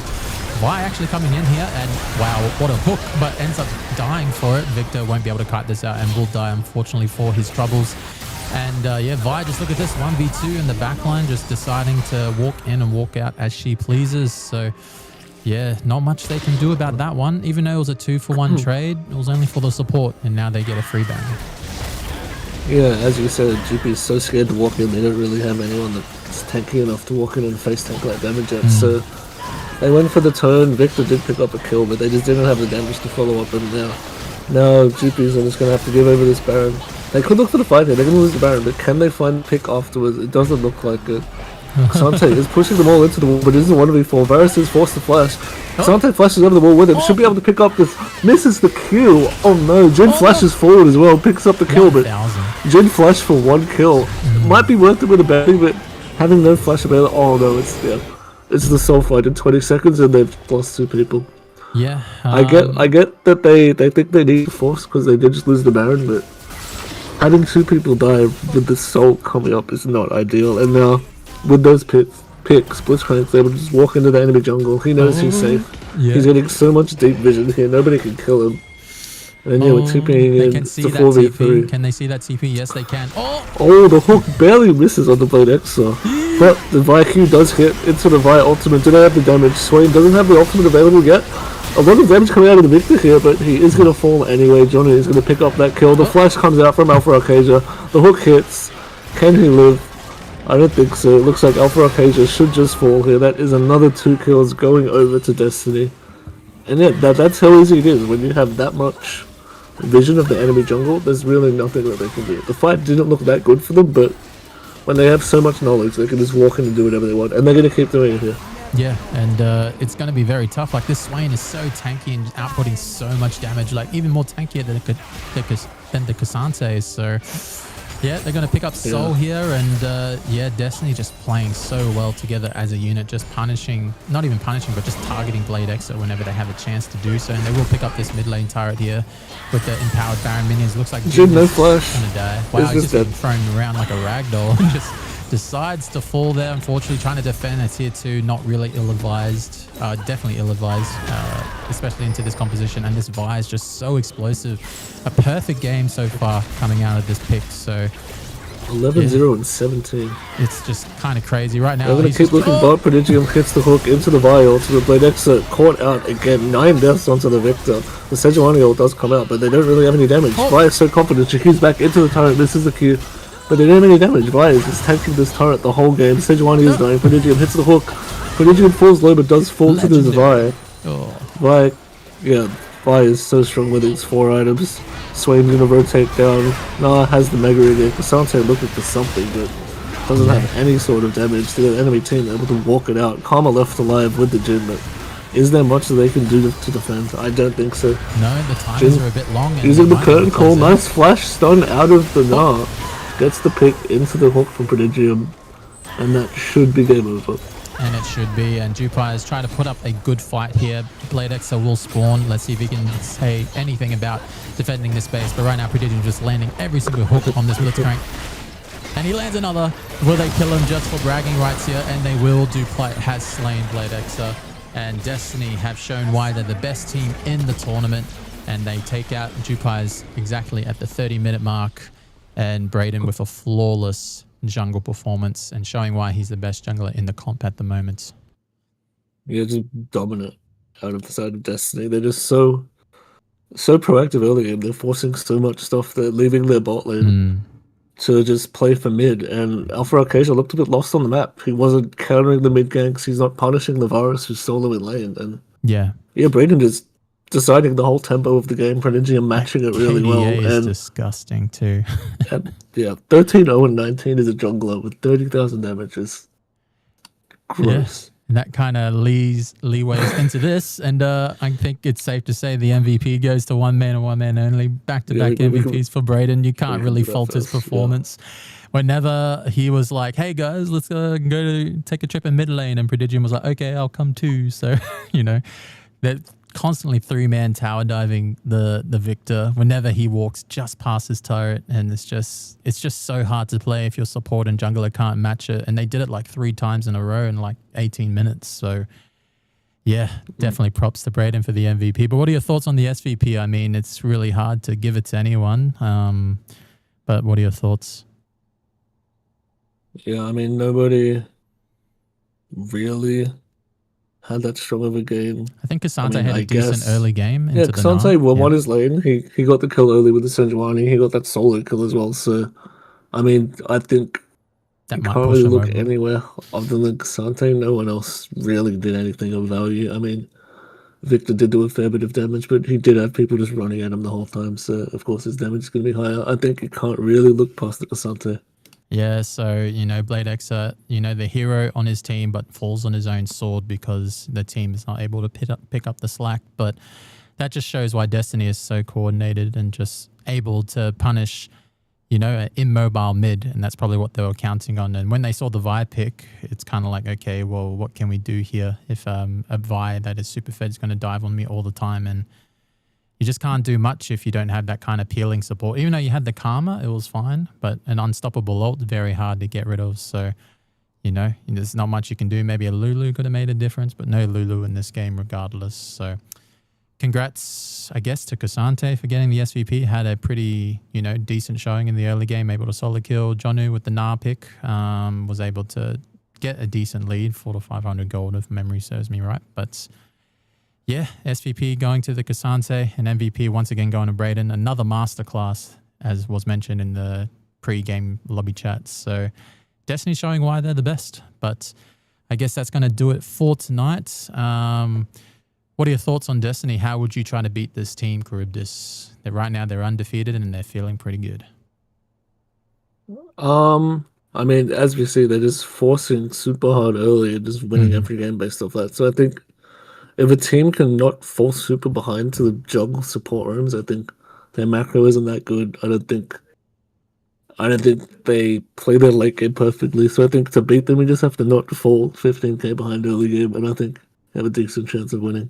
Yeah, I mean, if you're going to try and overtake or beat Destiny, I think that jungle matchup is going to be super important. Just Braden creating so much tempo, so much map pressure, just able to punish anyone and everyone anywhere on the map. So if he's like firing on all cylinders, his team will back him up really, really well, and it's going to be very hard to stop. So, Braden's got a target on his back, and hopefully other teams can try and take advantage of that, because that's the only way I see trying to overtake this team if Braden's not able to have the jungler, or like the jungle type game that he wants. But nonetheless, congrats to Destiny winning back-to-back games, and Braden with back-to-back MVPs.